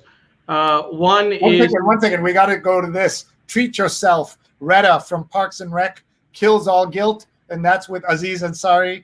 I'm afraid that my kids, whenever I might question some money that they're spending, they're going to start saying, treat yourself, which Retta and Aziz Ansari were saying. Sorry to interrupt. Go ahead, Neil. That's all right. I was going to say, offer some pro tips for people doing live streams. One, make sure that you clean your glasses before you go on screen on a live show. As you can see, my glasses are picking up. If I don't angle it right, I'm getting some good glare, some good reflection. Second, if your room is dark, I have a light in here, as you can see. I'll cover the light for a second, so that helps. But don't wear a dark shirt if it's at night and your room is dark, because then that dark purple shirt doesn't show up. I should have gone with the pink shirt or the yellow shirt instead. Just a few tips in case you were wondering how to up your live streaming game. So you did all of that just to show them what not to do. Demonstration. It's a demonstration, exactly. Exactly. Also want to remind everybody we have a newsletter that comes out every Sunday morning. So Sundays are really busy around here. Newsletter at 7 in the morning, and then 8:30 the New York Times read along. Then 11 o'clock the She's on Call show, and then at 9 p.m. this. And in between, a lot of work, lots of calls, lots of great comments coming in here. I want to point out a couple, including from our good friend Robert Anthony, Bob Anthony at New York Bob, who was the third guest on this show. He says the guests here from around the globe have been astounding. Having Neil in the house full time raises the ceiling even higher. Yes, it does, Bob, and thank you for being such a great friend. And Bob has blessed us by having a tip in every newsletter that I write, a tech tip. And this week is another great one. I'm just going to show you the newsletter so you can all make sure you subscribe. You see the URL right on the screen. It's Sreenet.com slash Sreenet.substack.com. That's right. correct. Sreenet.substack.com. Correct. Thank you. And here it is. Today's topic was we need to give people more money. The next 12 to 18 months are going to be especially difficult for tens of millions of Americans. Rupa and the kids and I went out to Roosevelt State Park Reserve, and we took our masks off for a few minutes as we got to sit there with Tara under this tree, and we talked about we have a read something section.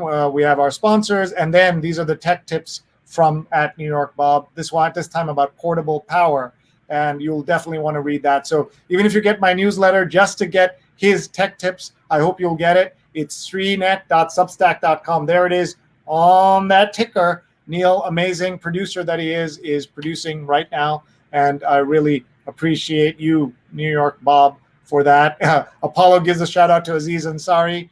And Jeanette remembers that episode. And Amy says, also tag your family so they can fact check, she says.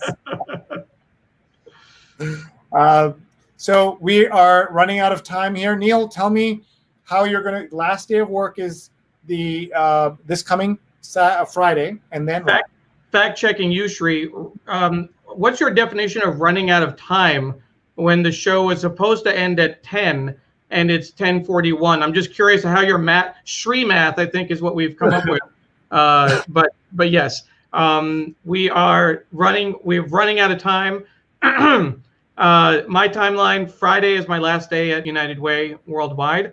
In theory, I'm going to take a few days off the week of August 10th. We'll see how well I do with that, with some potential projects in the works. But my first official day with Digimentors is going to be August 17th. So I put out an email to colleagues this evening before the event, before the press release, before sharing it with other folks on social media and United Way. It was important to me that they not only see how we were talking about it and the announcement that we were making, but also have the chance to watch the live stream. And one of the things that has been important to me is to connect with people before I leave. And I'm hoping that leaving is not a final act, that I'll be able to stay in touch with people after I leave United Way. That's been a very important part, being able to stay in touch with people from Seattle and Washington State. So I have this week to say goodbye. I have to work on a transition memo for work, which is going to be covering the last 5 years of my work at United Way Worldwide.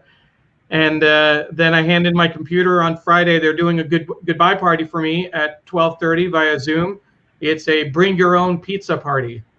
So everyone will bring their own favorite pizza, and I'll get my own Valentino's New York style pizza from here in Alexandria, Virginia. Yeah, that is going to be a bittersweet moment for you. And just talking about keeping in touch with people, we showed this earlier. This was you writing to me about thinking about your next job out of Washington, going to Washington State. We didn't know where you're going. You ended up staying at home with the folks at United Way. But I said you'll be an attractive candidate, and little did I know, 5 years from then, I was still working at the Met. 5 years and a few months later, we would be here at this moment, and that's incredible. At that point, Sree, if I'm doing my math right, January 2015. That was when I was thinking about a job at United Way Worldwide, and looking at a possibility here. So it came to pass, and really appreciate your encouragement at the time, and for bringing up that email. It means a lot. No, it's my pleasure. And want to just tell everybody we have incredible shows coming up again this week, Monday night, 9 p.m. Eastern. We are thrilled to bring you Oren Siegel, who's Vice President of the Center on Extremism, as we talk about fighting hate during COVID. He's with the ADL, a leading anti-hate organization. And our co-host is Jennifer Lazarus at I Am Jenny Lazarus, one of our colleagues at Digimentors. She's the VP of Business Development and Strategy, and she's bringing us incredible network of contacts that she has. And we should just say that you had an unusual experience in college. One of the places you lived was not the most obvious place for a child who was born Hindu to go to. Absolutely. At Wesleyan, my freshman year of college, at the end of the year, a friend of mine came up to me and said, "Hey, the Jewish house on campus has expanded. We need to fill slots. Would you be interested in being my roommate?" And I said, "Sure," just really without thinking about it. I had always been interested in exploring other religions and learning about other faiths. And I spent my sophomore year and my senior year living in the Bayit, the Jewish house on campus, and going to services from my sophomore year, junior and senior years. I became such being a part of the community was so important to me that, when I was a senior, they included me in the goodbyes to seniors within the community. I had people come up to me and say, "Wait, I just found out you're not Jewish and you don't know Hebrew, but you know the service like the back of your hand. Help us understand that." The Sidurim, the prayer books, were in phonetic English. I could read, I could sing, not a problem. The benching, the singing after dinner on Friday nights was another joyous community building event. So I did that. I spent time with a First Reformed Church in high school as a youth group leader, as a member of the choir. Pam and I lived in Egypt for 2 years. You can't live in Egypt and not learn about Islam. This all goes back to what my mom helped me think about in terms of accepting all religions as different paths to the same destination, from the Vedas, from the Hindu scriptures, through Gandhi, and my mom to me, and I've lived that as broadly as possible. Now, what I did is I did choose a home, a religious home, a spiritual home, with the Unitarian Church here in Washington, D.C., in Mount Vernon, which accepts people of all faiths and does classes in other religions. So it really wasn't a question of giving anything up. It was the natural extension of what I was thinking and doing. And I was proud to officially become a member at the service where they focused on Hinduism. They did a 6-week class on Hinduism and then devoted a whole service to Hinduism on that Sunday. So it's a very meaningful moment for me. Sure, and I'm glad to hear of that journey as well. And folks, we have other great episodes coming up this week, including I'm sorry to say it's taken so long, but an entire episode about Native Americans under COVID and how it's being affected, how they're being affected by that. That's on Tuesday night at 9 p.m. Please join us for that. Therese says, "Wow, congrats, Neil, on your new adventure with Sree and Digimentors." And she is an amazing colleague and friend. Absolutely. She's been a guest on this show as well. And a big supporter. She's not only a supporter of the work that we're doing. We're working with Justice Aid on a number of events. Looking forward to that, September 17th, the Justice Aid Film Forum. But Therese has also been tweeting the New York Times read-along the last several weeks. And particularly when I got the chance to interview Claire Smith, the first woman elected to the Writers Wing of the Baseball Hall of Fame, Therese live tweeted that show while I was interviewing her. So Therese, thank you so much for that. I hope that your family is doing well. We didn't get a chance to see you earlier in the week, but I hope everyone is doing well in your family. So thank you, Therese. Amy says, good luck with wrapping up your last week of work. Do try and give yourself those few days off, and good luck with starting at Digimentors. We haven't told him yet about the hazing ritual that we have for all full-time employees. And so since he's the first, he gets it worse than anybody. I thought I get to define it. I don't have to. I define everything else except the hazing ceremony. Amy Parikh says, nice shout out to mom, and that's great. And Jeanette says, that's beautiful, Neil. Your acceptance of all religions is inspiring. UU is great too. And that's Unitarian Church, I guess. That's short for Unitarian Universalism. It brought together two religious movements back in the 60s, Unitarianism and Universalism. They call themselves UUs for people in the know. Mark says he has some native blood and therefore looking forward to that show on Tuesday night at 9 p.m. Eastern. So before we go, we'll be thanking our sponsors, but everyone, if you can, please stay. This is the part of the show where I say their names. We talk to the incredible Columbia Law School professor, Kimberly Crenshaw, and I asked her, what can we do to be allies of African-American folks? And she said, say their names, say her name. And so we're going to do just that. I'm going to ask Neil to join us. Neil, thank you for being with us for this moment. And typically we've done that through this photograph and this cover of Time magazine. That's Titus Kaffer's stunning painting of a mother and child. And on the right is a picture of Larcinia Floyd with her son, George Floyd, in an undated photograph. She would die 2 years, almost to the day that he would be killed in Minneapolis. And he is buried next to her now in the town of in Houston, where he's buried. And so now we are going to use this report that our viewers came up with for us to read. And this is the Say Her Name report. And Neil, I want to apologize in advance. It's very tiny print. I struggle with this, and I've been reading this a long time, so I know it won't be easy for you. But I'll read a few names, and then you'll read a few names, and we'll go from there. And the names in the updated version of the Say Her Name report. For example, Breonna Taylor killed by police in her bed on March 13, 2020. One of the things I ask everybody is, as you hear us read this, please ask yourself, how many of these names do you know? How many of these names have you ever seen or heard of before tonight? And what can we do to prevent these killings? And what can we do to make a more peaceful America and world? So Sree, do you want to do one column and I'll do the second column? Sure. So that'll give you a chance to read those second column names as well. Good prediction as always, Neil. Thank you. And let me start. Breonna Taylor, Tatiana Jefferson, Charlena Siobhan Lyles, Corinne Gaines, India Kager, Sandra Bland, Alexia Christian, Maya Hall, Megan Hockaday, Janisha Fonville, Natasha McKenna, Tanisha Anderson, Aura Rosser, Shanique Proctor, Michelle Cousseau, Pearlie Golden, Gabriela Navarez, Yvette Smith. Before I hand over to Neil, I ask you the same question. How many of you had heard of these names beyond one or two? And what does that mean? And what does that say about us? And Neil, I know this is the first time you're reading them out loud. We all make mistakes. I've been making mistakes, so no worries. And please go ahead.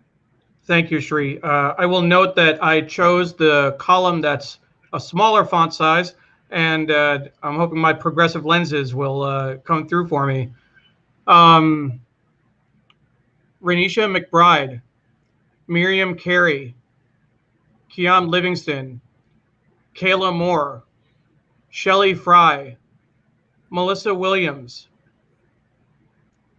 Shauna Walden, Alicia Thomas, Shanari Davis, Shamel Edwards, Rakia Boyd, Sharice Francis, Ayana Stanley Jones, Tarika Wilson, Catherine Johnston, Alberta Spruitt, Kendra James, Latanya Haggerty. God damn, there are too many names, Sree. Margaret Laverne Mitchell, Taisha Miller, Danette Daniela, Frankie Ann Perkins, Sanji Taylor, Eleanor Bumpers. And this is not all the names. These are not all of the women who have been killed in various incidents. Even when we do all the names of men that have been killed, there is no way to honor everyone whose life was taken in this kind of senseless violence. But hopefully this helps. It does, Neil, and thank you for reading. I know it's not easy, and we read it every single day so that we can remind people, and especially I've got to say, in our Indian American community, there's a lot of work to be done. There are many, many progressive, wonderfully progressive folks who are allies of the Black community, but we have a problem in our community of colorism, and within the home community, let alone what we say about other communities. And it's been really good to know about our allies in this fight as well. I'll just remind people we had a guest on our show named Ryan Boodoo. Here he is in a 1986 photo of his elder brother, Ravi, who in 2008 died in police custody after being arrested on a non-violent offense. And after the death of George Floyd, Ryan is speaking out about his brother, as well as the racism and silence he sees in South Asian communities across the U.S. And he wrote a moving USA Today op-ed that you can find at bit.ly/Ryan op-ed, and I encourage you to read it. The death of their elder brother encouraged Ryan to become a lawyer and another brother to become a doctor, and it's all in tribute to their elder brother Ravi, who passed away. And we show you that just to tell you that these are the issues that our community is dealing with as well internally. And we've had some amazing leaders who happen to be South Asian, who are very active in race relations and racial inequity, fighting in racial inequality in this country. All right, it's been a long day, so let's let you get back to your day. You are a late stileeper and an early riser, so I don't know how that works in your world. I do some version of that, but I certainly get more sleep than you. I do know that. There's still comments coming in from all kinds of folks. Amy has given me permission to haze, and Harsh says, wash hands, and Jeanette says, stunning and devastating to see beautiful mom and child, RIP. Thanks for saying their names. And Jeanette says, say her name to recognize the female deceased. There are many names there I would not know except for this show. Thank you, and our show is obviously just a start. And what we're trying to do and why we've done the show every single day for 144 straight days is so that we can all learn together and we can all grow as people. And that's all we can ask of our social media and our media organizations. Neil, I am so grateful. This is a big moment for all of us. We've been obviously working on this for several weeks and months growing, but this started with our parents, with me and your dad, before it became you and me. And it has grown to this point where we are all together now, and our futures are intertwined. And I know that we're going to be doing amazing things together. And I'm very, very grateful to you for your time and your volunteering for so many days on so many different projects. That's how I know that you would be an amazing colleague even before we were working together. I thought about many times that wouldn't it be great if we got a chance to work together, not just on the Sunday read along. And now we get to do that on a global scale. Our bench strength, speaking in your Yankees terms, grows dramatically, and we are helping invent new things in this virtual world. And I'm honored to go on this ride with you and our colleagues at Digimentors. The 20 of us are going to continue to do really good things. We say we want to earn, certainly. We want to learn, and we want to have fun. In whatever order that comes is up to all of us. And if you're watching right now and you'd like to work with us, you see my email address right over here. Please email me. We'd love to talk to you. No virtual event is too small or too big for us to work on. And now that we have Neil, we absolutely, nothing's too small or too big, and we would love to work with you. I want to thank our sponsors before we go, including Muckrack Academy for fundamentals of social media for journalists, PR pros, and everyone. Free certification now available, mrac.co/social. 4,000 people have taken this course, and so should you. And I hope you will take it. Even Neil, who didn't need it, took it just to kind of understand what we're teaching, which is really important. And we want to thank our friends, our new friends at Nunbelievable, divinely delicious cookies on a mission. Each box of handcrafted cookies provides 2 meals to those in need, 20% off with the code SREE, S-R-E-E. Hope you'll take a look at nunbelievable.com. And we want to also give a final thanks to our first video sponsor.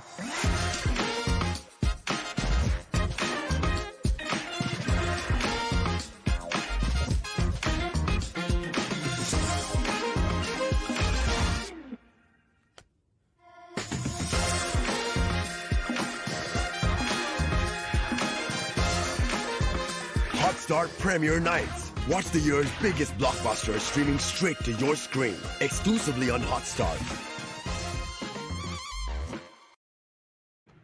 What if one day you find a bag full of cash and you are faced with a dilemma to take it or not?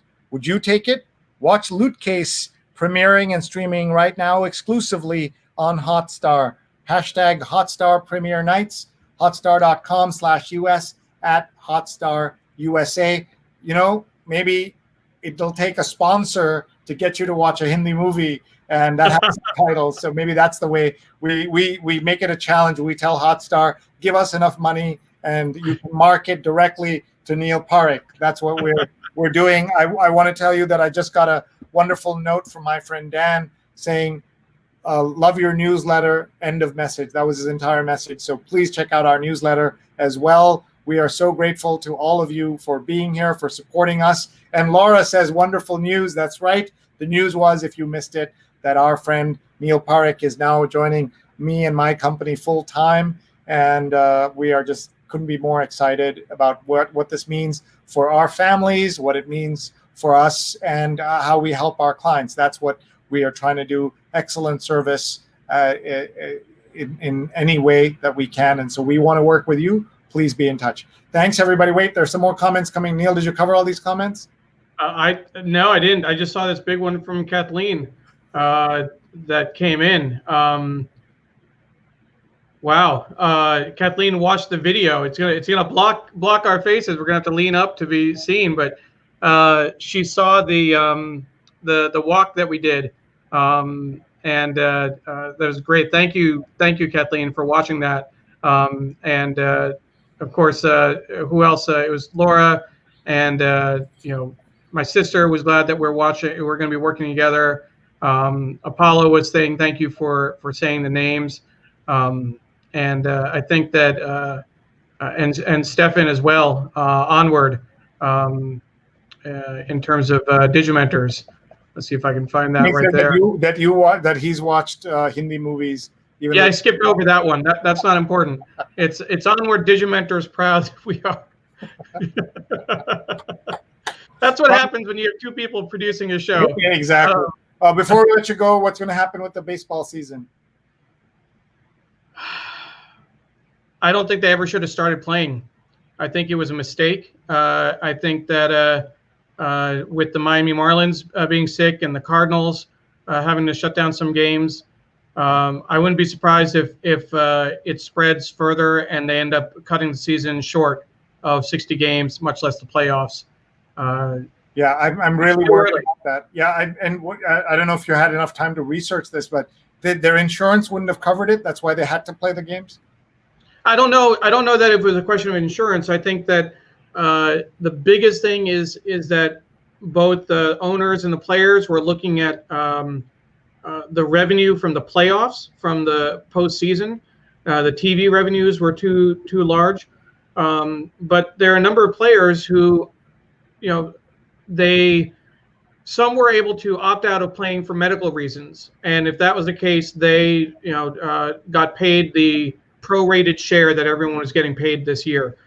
But a number of other players, star players who have small children, who have family members, they said, you know what, I'm not gonna do this. I'm not gonna put my life, my family, my livelihood at risk.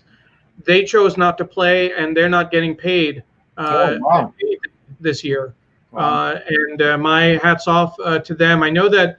I mean, one of the things from what I've read is that the competitive spirit is so strong that these players are really, they want to spend time with their teammates. They want to spend time on the field in competition. This is what they do. This is it's a job, but it's also, what they love doing. It's their passion. So I can respect people who want to play, but I think the league should have been able to shut it down. And my assumption is that the financial pressures were too great to do that. And we should point out, while baseball stars are really well paid, we're talking about tens of millions of dollars per year. There are people of course, in the minor leagues that make, not minor leagues were shut down. Oh, there's nothing, and a number of minor league players were let go, were cut from teams. But more than that, it's all the people whose livelihoods depend on sporting events, whether they're people who sell Cracker Jack and beer and soda in the stands, to the other vendors, to the bars and stuff around the stadium. Those are the people who are really hurting. The hotels where the guys stay, yeah. Restaurants. We're privileged, and I've been privileged to work with United Way. We didn't shut down. We kept working. We were able to work from home. We didn't have an economic impact on my family because of that.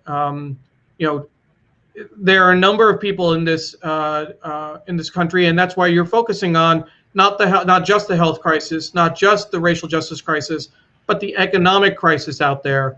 And we always have to remember how privileged we are to be in the situation that we're in.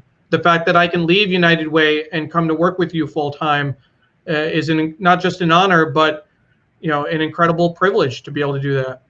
Yeah, and we're so lucky, and we're all lucky, and thank you for reminding us of that. So with that, let's say goodnight, everybody. We are grateful to all of you for watching. Tomorrow, our episode is all about fighting hate under COVID, and our guests are two folks will be with us. Our colleague Jennifer Lazarus and Oren Siegel from the Center on Extremism at the ADL will be with us. Please tune in for that. And tonight's show was Positivity with Neil Parekh. So Neil, I'm going to give you the center stage, give you a chance to say goodnight, and hit that end broadcast button. Thank you very much. I'll let my sister help me say goodnight. Thanks for sticking out the whole time. I look forward to working with everyone, look forward to engaging with everyone. And as a final plug, if you have an event, if you have a conference, don't cancel it. Don't do it just on Zoom. Let us know if you want to help us produce a show for you. We can do it, and we'll do it well, and we'll do it have engagement like you haven't seen before from your audience. So thank you, and good night.